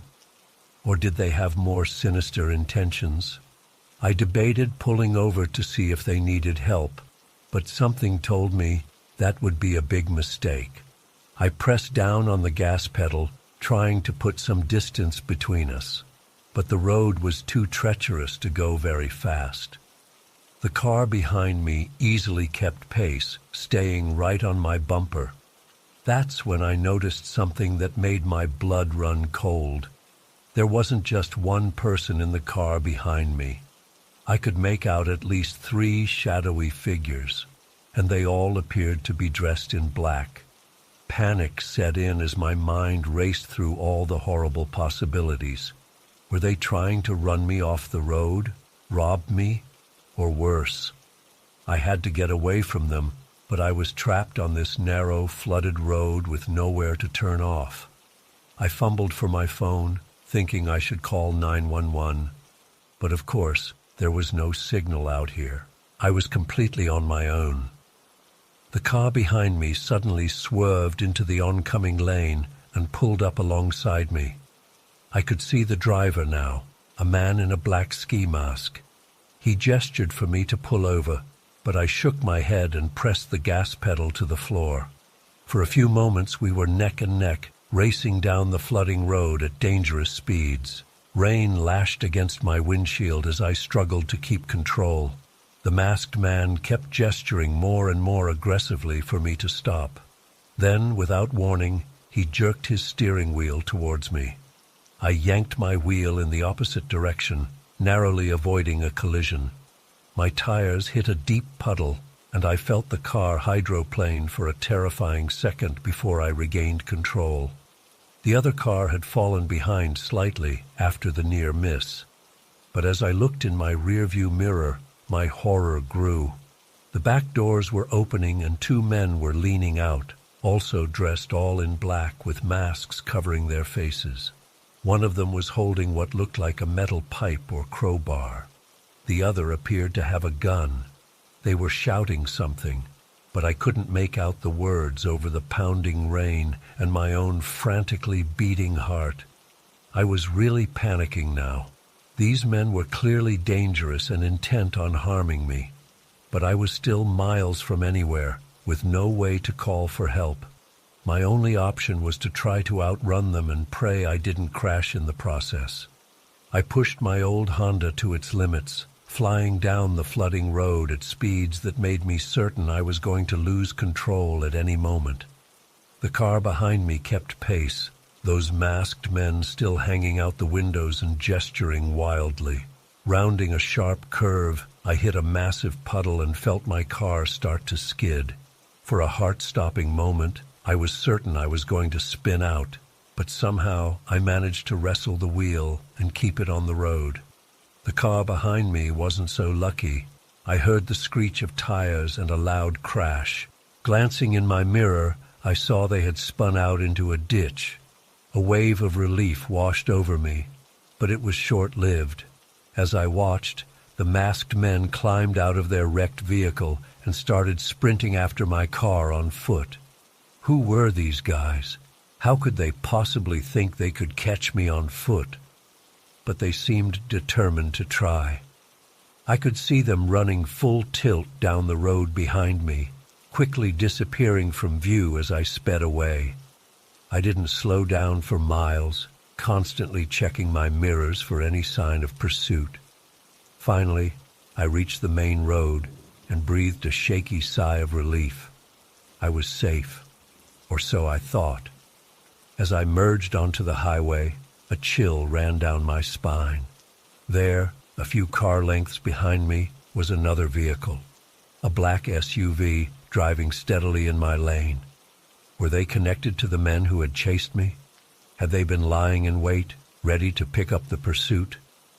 I took the first exit I saw, heart pounding. The black SUV followed.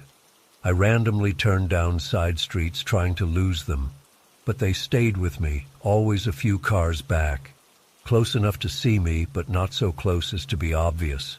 This surreal chase continued for what felt like hours. Every time I thought I'd lost them, the SUV would appear again. I was running on fumes. Both my gas tank and my nerves were nearly empty. In desperation, I pulled into a 24-hour gas station, hoping the bright lights and security cameras would deter them. I parked right in front of the door and rushed inside, planning to call the police. But when I looked back out at the parking lot, the black SUV was nowhere to be seen. It had vanished as mysteriously as it appeared. I waited there for hours, jumping at every sound, but it never returned. I filed a police report the next day, but they seemed skeptical of my story. They said there had been no reports of any car accidents on that road. When they went to investigate, they found no sign of the crashed vehicle I described. But a few days later, I got a call from the detective assigned to my case. They had found an abandoned car in a ditch about a mile from where I said the crash occurred. It matched the description I gave, but here's the weird part. It had been reported stolen over 6 months ago in another state. The detective said there was no evidence anyone had been in the car recently. No fingerprints, no DNA, nothing to suggest it had been driven that night. He told me they were closing the case due to lack of evidence. I know what I saw that night. Those men in black were real, and they were trying to hurt me. But I have no explanation for how they disappeared or why they were after me in the first place. I've gone over it 1,000 times in my head, and it still doesn't make sense. I don't drive that back road anymore.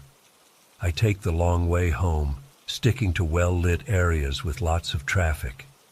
But I still check my mirrors constantly, half expecting to see that black SUV appear behind me again. I don't know if I'll ever feel truly safe on the road again after what happened that rainy night. I was born and raised in Louisiana, and hunting's been a part of my life since I was old enough to hold a bow. But what happened to me in December 2018 changed everything. I still can't shake it, no matter how hard I try. It was a crisp Saturday morning when I set out for my favorite hunting spot deep in the woods. I'd been looking forward to this solo trip for weeks, needing some time alone to clear my head after a rough patch at work. The familiar scent of pine and damp earth filled my nostrils as I hiked into the forest, my bow slung over my shoulder. I reached my usual spot just as dawn was breaking. The woods were quiet, save for the occasional bird call or rustle of leaves. I settled into my tree stand and prepared for a long, peaceful wait. Hours passed uneventfully. I was starting to think about packing it in when I heard something moving through the underbrush. My heart quickened. Finally, some action. I readied my bow, expecting to see a whitetail emerge from the trees. What stepped into the clearing wasn't like any deer I'd ever seen. At first glance, it looked vaguely deer-like in shape, but everything about it was wrong. Its body was emaciated, ribs and hip bones jutting out grotesquely beneath patchy, mangy fur. The creature's legs seemed too long, joints bending at unnatural angles. But it was the head that made my blood run cold. Massive, deformed antlers sprouted from its skull, twisting and branching in impossible ways. They looked almost cancerous, covered in strange growths and protrusions. The thing's face was gaunt, with sunken eyes that seemed to glow with an eerie yellowish light. I froze, not daring to breathe. Part of me wanted to knock an arrow, but a deeper instinct told me this was something I shouldn't tangle with. The creature paused, nose twitching as it scented the air. Then it did something that still haunts my nightmares. It stood up, on two legs. The transition was fluid, unnatural. One moment it was on all fours, the next it was upright, balancing on hind legs that shouldn't have been able to support its weight. It towered at least 8 feet tall, those twisted antlers scraping against low-hanging branches. A strangled gasp escaped my lips before I could stop it. The creature's head snapped in my direction, those glowing eyes locking onto mine.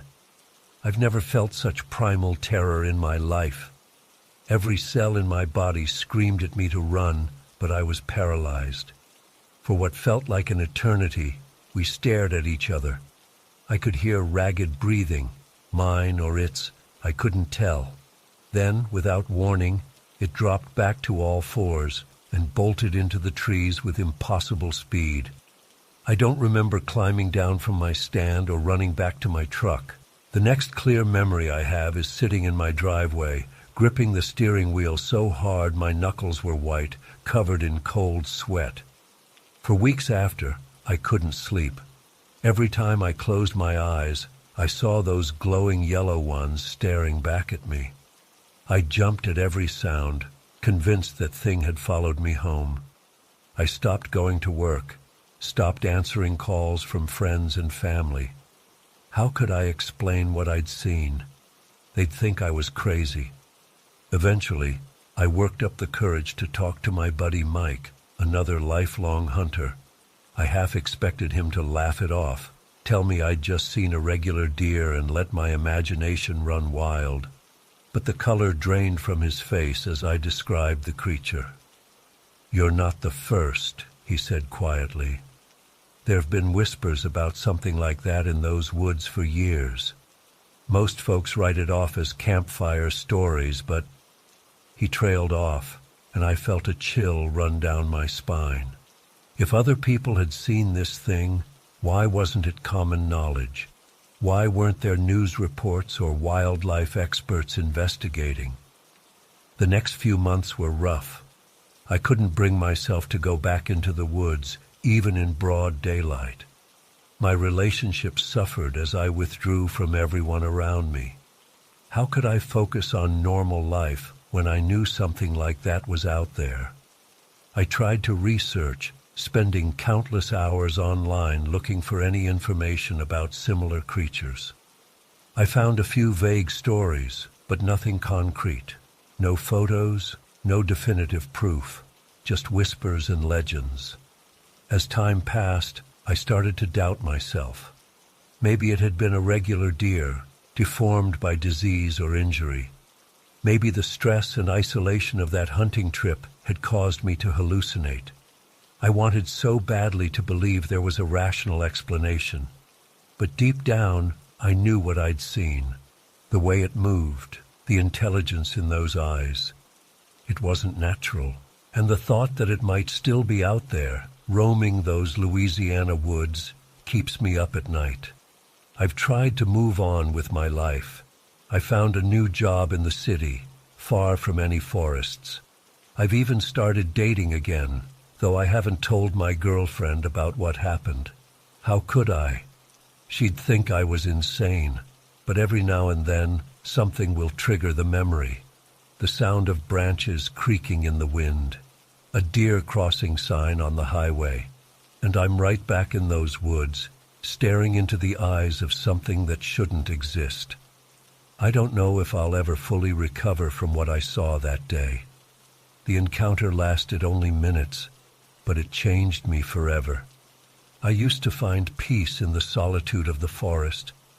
Now I can't shake the feeling that we're not alone out there, that there are things in this world beyond our understanding, things that defy explanation.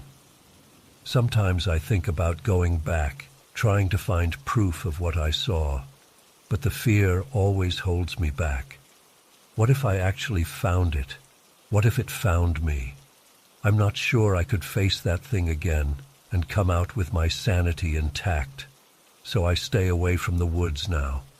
I've sold most of my hunting gear, donated the rest. My bow hangs on the wall of my apartment, a reminder of the life I left behind. Sometimes I catch myself staring at it, remembering the thrill of the hunt, the connection I used to feel with nature. But then I remember those antlers, twisted and wrong, those glowing eyes, filled with an intelligence that had no place in an animal. And I know I can never go back. I'm sharing this story now because I need someone else to know. I need to feel like I'm not crazy, like what I experienced was real. Maybe someone out there has seen something similar. Maybe there are others like me, carrying the weight of an encounter they can't explain. Or maybe I am just losing my mind. Sometimes I think that would be easier to accept than the alternative, that there are monsters lurking in the shadows of our world, just waiting to be discovered. All I know for certain is that my life is divided into two parts now, before that day in the woods and after. I can never go back to who I was before. The innocence, the sense of security I once had, it's gone, replaced by a gnawing uncertainty and a fear of what might be hiding just beyond the edge of civilization. So if you're reading this and you've had a similar experience, know that you're not alone. And if you haven't, count yourself lucky. But the next time you're alone in the woods and you hear something moving in the underbrush, ask yourself, are you sure you want to see what steps out of the shadows? Because once you've seen it, you can never unsee it. And the knowledge that such things exist will haunt you for the rest of your days.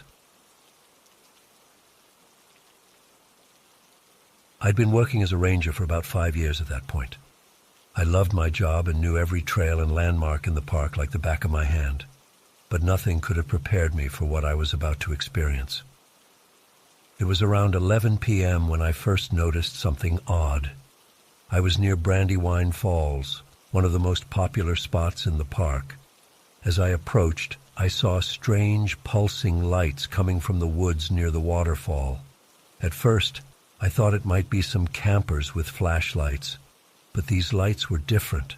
An eerie, otherworldly blue-green glow that seemed to shimmer and dance through the trees. My heart started racing as I cautiously made my way towards the source of the light. The hairs on the back of my neck stood up, and I had this overwhelming feeling that something was very, very wrong. As I got closer, I could hear a low humming sound, almost like the buzz of power lines, but much deeper and more intense. Suddenly, I saw movement out of the corner of my eye. I whipped around, shining my flashlight into the darkness. What I saw next nearly made me drop the light in shock. There, standing about 20 feet away, was a creature unlike anything I'd ever seen before. It was tall, at least 7 feet, with grayish skin that seemed to shimmer and shift in the beam of my flashlight. Its head was large and bulbous, with enormous black eyes that reflected the light like polished obsidian. I stood there frozen, unable to move or even breathe. The creature tilted its head, studying me with those impossibly deep eyes. Then, to my utter disbelief, its entire body began to change. It was like watching a clay sculpture being rapidly reshaped by invisible hands. Within seconds, the alien form had transformed into a perfect replica of a deer. Panic gripped me, and I turned to run. But as I spun around, I found myself face to face with my colleague, Jake. He must have heard the commotion and come to investigate. Jake's eyes were wide with fear, and I could see he was trembling. "Bill," he whispered, his voice shaking. "What the hell is going on?" Before I could answer, we heard a loud crash coming from deeper in the woods, followed by more of those eerie pulsing lights. Jake and I exchanged a look of terrified understanding. Whatever was happening, we were in this together now. We cautiously made our way towards the source of the disturbance, our hearts pounding in our chests. As we pushed through a dense patch of underbrush, we suddenly found ourselves in a small clearing. What we saw there will be forever burned into my memory. In the center of the clearing was a massive metal object, partially buried in the earth. It was clearly some kind of craft, but like no aircraft I'd ever seen. The surface was smooth and silvery, with no visible seams or rivets. Strange symbols were etched into the hull, glowing with that same eerie blue-green light we'd seen earlier. Surrounding the craft were more of those shape-shifting creatures, at least a dozen of them. Some appeared as animals native to the park, deer, bears, even a few birds perched in the trees. Others maintained their alien form, moving around the craft with purpose, seemingly assessing the damage. Jake and I crouched behind a fallen log, trying to process what we were seeing. It was clear we had stumbled upon something extraordinary and potentially dangerous. We needed to alert the authorities, but who would believe us? As we watched, one of the alien beings approached the craft and placed its hand on the hull. To our amazement, a section of the metal simply melted away, creating an opening. The creature disappeared inside, only to emerge moments later, carrying what looked like some kind of technical equipment. Suddenly, one of the aliens in deer form turned its head in our direction. Those black eyes locked onto us, and I knew instantly that our cover was blown. Jake must have realized it too, because he grabbed my arm and whispered urgently, "Run!" We took off through the woods, crashing through the underbrush in blind panic. I could hear strange clicking sounds behind us, growing louder as our pursuers gave chase. My lungs burned and branches whipped at my face, but sheer terror kept me going. We finally burst out of the tree line near the ranger station. Jake fumbled with his keys, hands shaking as he tried to unlock the door. Just as we heard the aliens approaching, he managed to get it open, and we tumbled inside, slamming the door behind us. For a moment, we just stood there, gasping for breath and staring at each other in disbelief. Then Jake stumbled to the radio and called for backup. I'm not sure exactly what he said. My mind was still reeling from what we'd just witnessed. Within an hour, the park was swarming with local police, state troopers, and even some men in dark suits who refused to identify themselves but carried themselves with an air of authority. Jake and I were separated and questioned for hours about what we'd seen. To my surprise, the officials seemed less shocked by our story than I expected. They asked very specific questions about the craft and the aliens' abilities, almost as if they had encountered something like this before. As dawn broke, I was finally allowed to leave the station.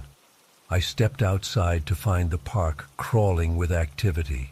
There were helicopters circling overhead, and I could see teams of people in hazmat suits heading into the woods towards the crash site.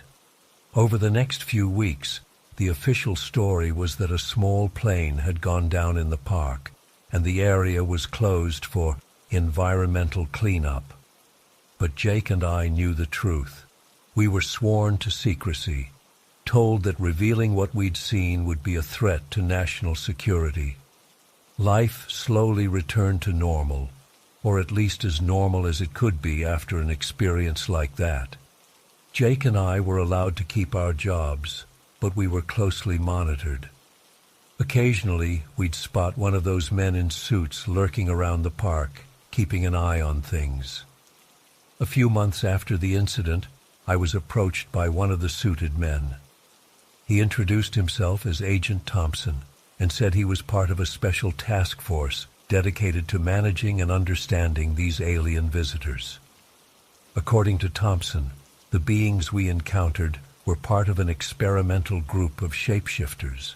Their ship had malfunctioned, forcing them to crash land on Earth. The government had been aware of their presence for some time, and was working to keep their existence hidden while trying to learn more about their technology and abilities. I was offered a chance to work with this task force, using my knowledge of the park to help monitor any ongoing alien activity. It was a lot to take in, but after what I'd seen, I felt a responsibility to be involved. For the next several years, I led a double life. By day, I was just another park ranger, but in secret, I was part of a team working to understand and coexist with these extraordinary beings. We had occasional encounters with the aliens, always in the deepest, most remote parts of the park. Sometimes they would communicate with us using a type of telepathy, sharing glimpses of their world and culture. It wasn't always easy. There were times when the aliens' actions seemed threatening, and we had to work hard to prevent any incidents that might expose their presence to the public. But over time, we developed a tentative understanding and even a kind of respect for each other. Looking back now, it all seems like a dream. There are times when I wonder if it really happened, or if it was just some elaborate hallucination. But then I'll catch a glimpse of something in the woods, a deer with eyes that seem just a little too knowing, or a bird that moves in a way that's not quite natural. And I'm reminded that our world is far stranger and more wonderful than most people could ever imagine. I'm sharing this story now because I believe the time for secrecy has passed. The world needs to know that we're not alone, and that the universe is full of wonders beyond our wildest dreams. I don't know what the future holds, but I do know that that night in Cuyahoga Falls changed my life forever, opening my eyes to possibilities I never could have imagined. To this day, whenever I walk through the park, I keep my eyes open and my mind ready for the unexpected, because you never know when you might stumble upon something truly out of this world. One evening, I felt an urge to go for a walk along the Sandy River. The sun had set hours ago, and the moon cast an eerie glow on the snow-covered landscape. As I trudged through the knee-deep snow, I couldn't shake the feeling that something was watching me. The wind whispered through the bare trees, and I pulled my coat tighter around me. Suddenly, I heard a twig snap behind me. I whirled around, my heart pounding in my chest. There was nothing there, just the endless expanse of white snow and dark trees. I laughed nervously, trying to shake off the creeping dread that was settling in my bones. But as I turned to continue my walk, I saw it. Standing about 50 yards away was a figure that made my blood run cold. It was tall, at least 8 feet, with a gaunt, emaciated body covered in matted fur. Its arms were unnaturally long, ending in razor-sharp claws that dragged in the snow. But it was the face that truly terrified me, a skull-like visage with sunken, glowing eyes, and a mouth full of needle-like teeth stretched into a grotesque grin. I knew instantly what I was looking at. The Wendigo, the creature of hunger and winter that my grandfather had warned me about since I was a child. I had always thought it was just a story to keep kids from wandering too far into the woods. But here it was, real and terrifying beyond my wildest nightmares. For a moment, we just stared at each other. Then, with a bone-chilling shriek, it began to move towards me. I didn't think, I just ran. I ran faster than I ever had in my life, my lungs burning with the cold air, as I desperately tried to put distance between myself and the monster.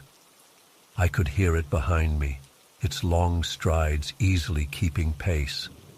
The sound of its labored breathing and the crunch of snow under its feet drove me to push harder.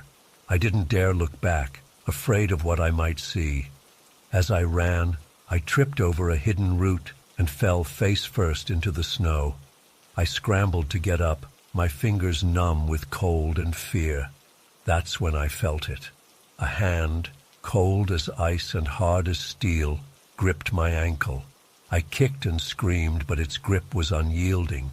I was dragged backwards through the snow, my fingers clawing desperately for purchase. As I was flipped onto my back, I came face to face with the Wendigo. Its breath was putrid, the smell of decay and death washing over me.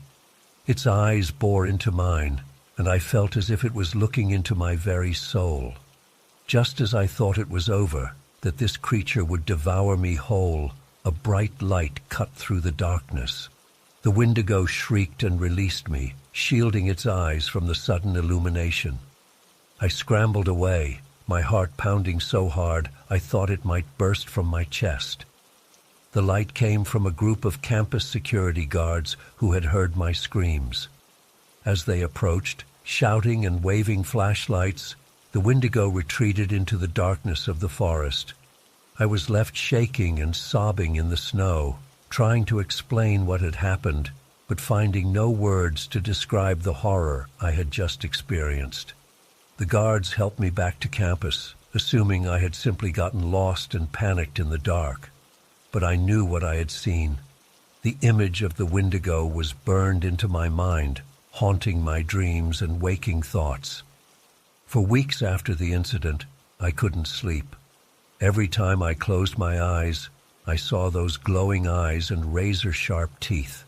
I jumped at every shadow, convinced the Wendigo was lurking just out of sight. My grades started to slip, and I withdrew from my friends. The once peaceful forests around Farmington now seemed full of hidden dangers. I considered leaving school, running as far away from Maine as I could, but something held me back. A voice in the back of my mind, sounding suspiciously like my grandfather, told me that running wasn't the answer. After months of sleepless nights and constant fear, I finally broke down and called my grandfather. With a shaking voice, I told him everything that had happened that night by the Sandy River. To my surprise, he didn't dismiss my story or try to rationalize it away. Instead, he listened quietly and then said, "It's time for you to come home, grandson. There's much we need to discuss." I took a leave of absence from school and returned to my family's reservation. My grandfather met me with a solemn expression. He took me to our sacred sweat lodge, and there, surrounded by the heat and the smell of sacred herbs, he began to tell me the true nature of the Wendigo. "The Wendigo is more than just a creature of the forest," he explained. "It is a manifestation of our deepest fears and darkest impulses. It preys on those who are lost, not just in the woods, but in their hearts and minds." He went on to explain that my encounter with the Wendigo was a sign that I was at a crossroads in my life, struggling with my identity and my place in the world. The Wendigo had sensed this inner turmoil and had been drawn to it. "To defeat the Wendigo," my grandfather said, "you must first confront the fears and doubts within yourself. Only then can you face the creature and break its power over you." For weeks, I stayed with my grandfather. He taught me the old ways, the rituals and beliefs that had sustained our people for generations. We spent hours in meditation and prayer, purifying my spirit and strengthening my resolve. As winter approached once again, I knew it was time to return to Farmington. I had to face the Wendigo on my own terms.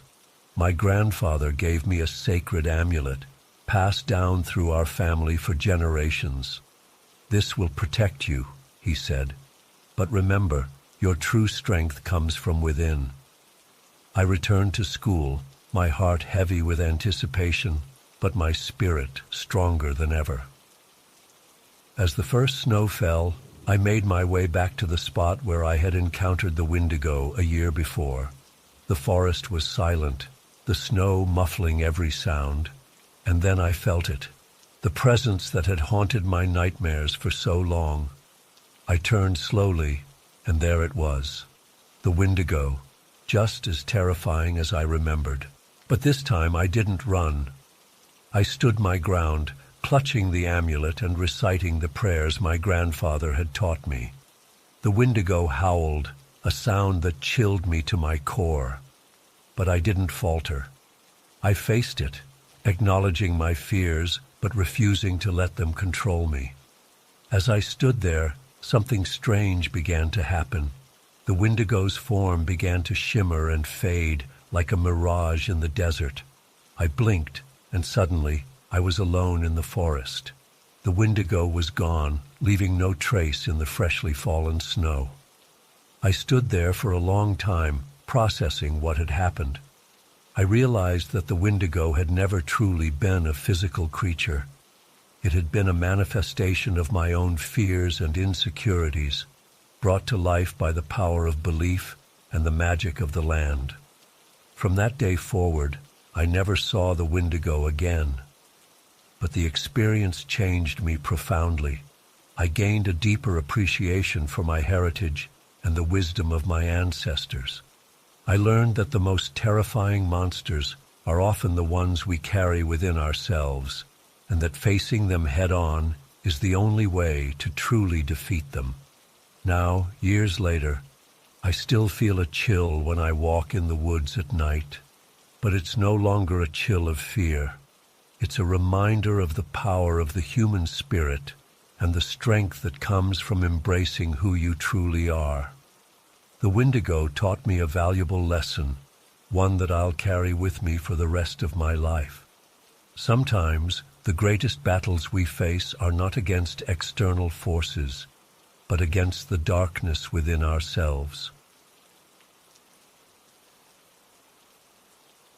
The address was way out in the sticks, one of those rural areas where the houses are few and far between. As I drove down the winding country road, the trees pressed in close on both sides, their branches reaching out like gnarled fingers in the darkness. My headlights barely cut through the gloom. I remember thinking how creepy it all looked, but I brushed it off. I'd delivered to plenty of remote places before. Finally, after what felt like forever, I saw a driveway ahead. The GPS said this was the place, so I turned in. The driveway seemed to go on forever, twisting through the woods. When I finally reached the house, I got my first real uneasy feeling of the night. It was this massive old Victorian-style place, looming up out of the darkness like something from a horror movie. Paint was peeling off the weathered siding, and most of the windows were dark. But strangest of all, the front door was standing wide open. I sat there in my car for a minute, pizza warming my lap, debating what to do. Part of me wanted to just leave the pizza on the porch and get the hell out of there. But I needed this job, and I didn't want to risk getting fired over a no-contact delivery. So I took a deep breath, grabbed the pizza, and walked up to the house. As I got closer, I could see inside through the open door. The entryway was dimly lit by what looked like candles or old-fashioned gas lamps. Antique furniture and faded paintings lined the walls. It was like stepping back in time. I hesitated at the threshold, pizza in hand. "Hello?" I called out. "Pizza delivery." For a long moment, there was nothing but silence. Then a man's voice drifted out from somewhere inside the house. Come in. We've been waiting for you." The voice sounded warm and friendly enough, but something about it made the hairs on the back of my neck stand up. I couldn't see anyone, and I sure as hell wasn't about to just walk into a stranger's house uninvited. I can just leave it here on the porch if you want," I said, trying to keep my voice steady. "Nonsense," the voice replied, closer now but still out of sight. "Bring it on in. We're in the parlor." Before I could respond, another voice called out, this one higher pitched, maybe a woman or a child. "Yes, please join us. We're so hungry." My heart was starting to race. Where were these people? Why couldn't I see them? Every instinct was screaming at me to run, but I was rooted to the spot, unsure what to do. Then a third voice joined in, this one deep and raspy. "Don't be shy, boy. Step inside." That was it. 3 invisible people in a creepy old house in the middle of nowhere. No way. I was out. I quickly set the pizza down just inside the door. "Sorry, I can't come in," I called out, already backing away. "Company policy. Enjoy your pizza." As I turned to leave, I heard rapid footsteps from multiple directions inside the house. The first voice called out again, closer and more urgent now. "Wait! Don't go yet!" I didn't wait to hear more. I booked it down the porch steps and sprinted for my car. Behind me, I heard the sound of the front door slamming shut, followed by what sounded like multiple locks clicking into place. My hands were shaking so bad I could barely get the key in the ignition. As soon as the engine roared to life, I threw it in reverse and peeled out of there as fast as I could. In my rearview mirror, I caught a glimpse of shadowy figures in the upstairs windows, watching me go. The whole way back to town, I kept expecting to see headlights in my mirror, like they were chasing me or something. But there was nothing. Just the empty, dark road stretching out behind me. When I finally got back to the pizza place, I was a mess. My manager took one look at me and asked what happened. I tried to explain, but it all came out in a jumbled rush. He must have thought I was on drugs or something. I quit that job the next day. I couldn't handle the thought of making another delivery like that. For weeks afterwards, I had nightmares about that house, about unseen people calling to me from dark rooms. The weirdest part? When I checked the order details later that night, the address didn't exist. It was a real road, but the house number wasn't valid. And the phone number they'd given? It was disconnected. To this day, I have no idea what really happened that night. Was it some kind of elaborate prank? A hallucination brought on by exhaustion? Or something else? I don't know. But I do know that I'll never forget the terror I felt in those moments, standing on the porch of that old house, voices calling to me from the shadows. I still avoid driving on rural roads at night, and I never ever accept invitations to enter strange houses. Some lessons you only need to learn once.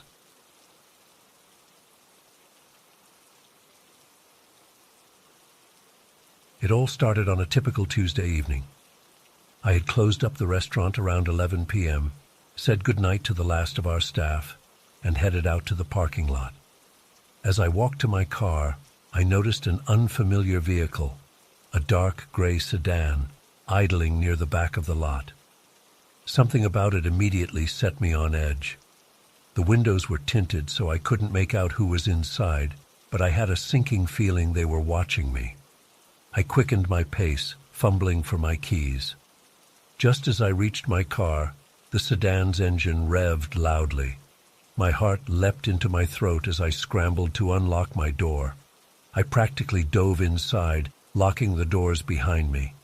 Through my rear-view mirror, I saw the sedan slowly creep forward a few feet before stopping again. My hands were shaking so badly I could barely get the key in the ignition.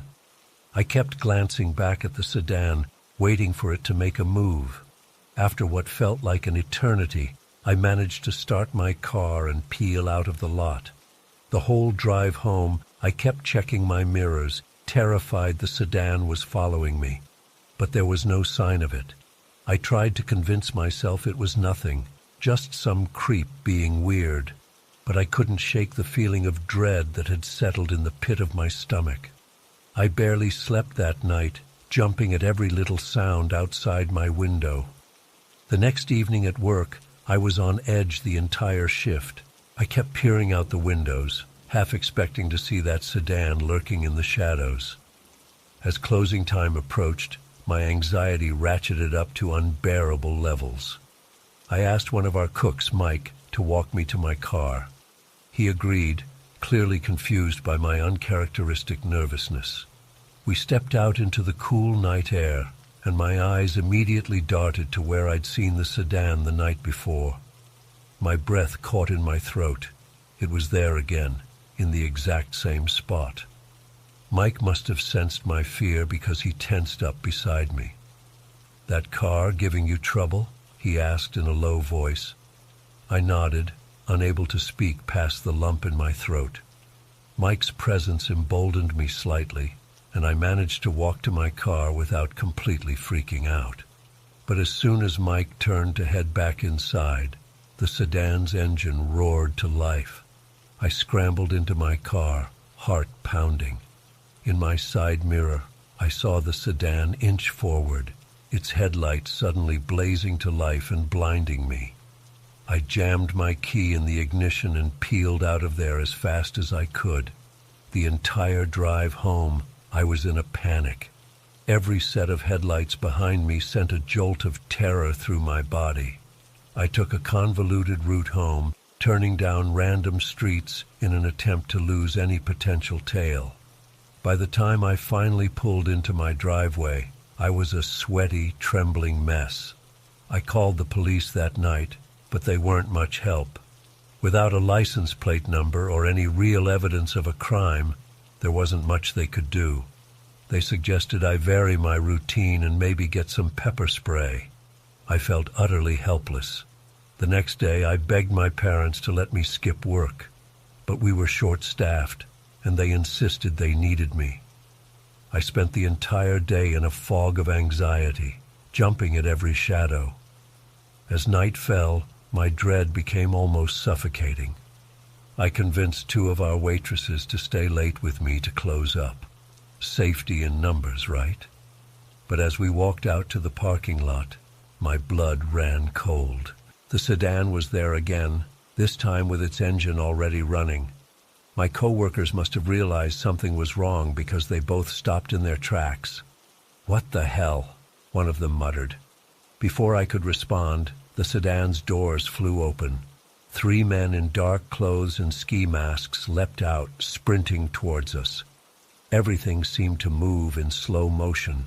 I heard screaming. Maybe it was me. Maybe it was my coworkers.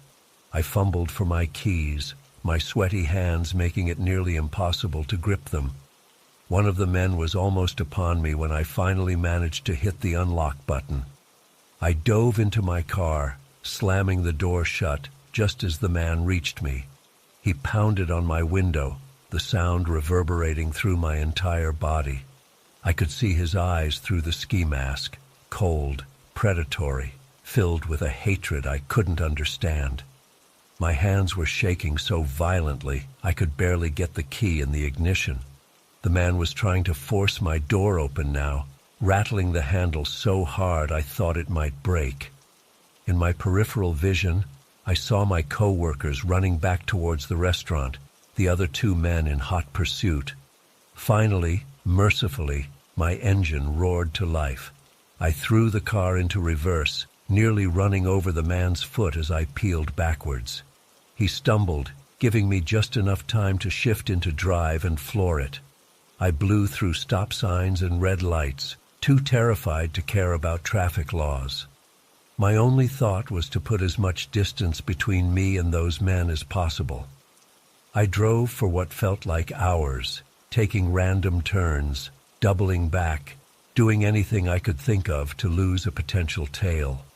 When I finally felt safe enough to stop, I pulled over and called 911. My voice was barely comprehensible through my sobs, but I managed to relay what had happened. The police arrived quickly, and I gave them my statement through hiccuping breaths. They found my coworkers safe. They'd managed to get back inside the restaurant and lock the doors. The men had tried to break in but fled when they heard sirens approaching. Security cameras had caught glimpses of the sedan and the masked men, but the images were too grainy to make out any identifying details. In the days that followed, I was a wreck. I couldn't sleep, couldn't eat, jumped at every sound. My parents installed better lighting and security cameras in the parking lot. I started carrying pepper spray and taking self-defense classes, but nothing could shake the feeling of violation and terror that had taken root in my soul. The sedan never returned to our parking lot. The police never found any leads. To this day, I have no idea who those men were or why they targeted me. Were they planning to rob the restaurant? Was I specifically targeted for some reason? Or was it just a random act of violence that I was unlucky enough to get caught up in? I still work at my parents' restaurant, but I'm never alone there anymore. I'm always looking over my shoulder, always on high alert. The experience changed me in ways I'm still trying to understand. But I'm alive, and I'm determined not to let fear control my life. To anyone reading this, especially those who work late nights or in isolated areas, please be vigilant. Trust your instincts. If something feels off, it probably is. And never be afraid to ask for help or call the authorities. It might just save your life, like it did mine.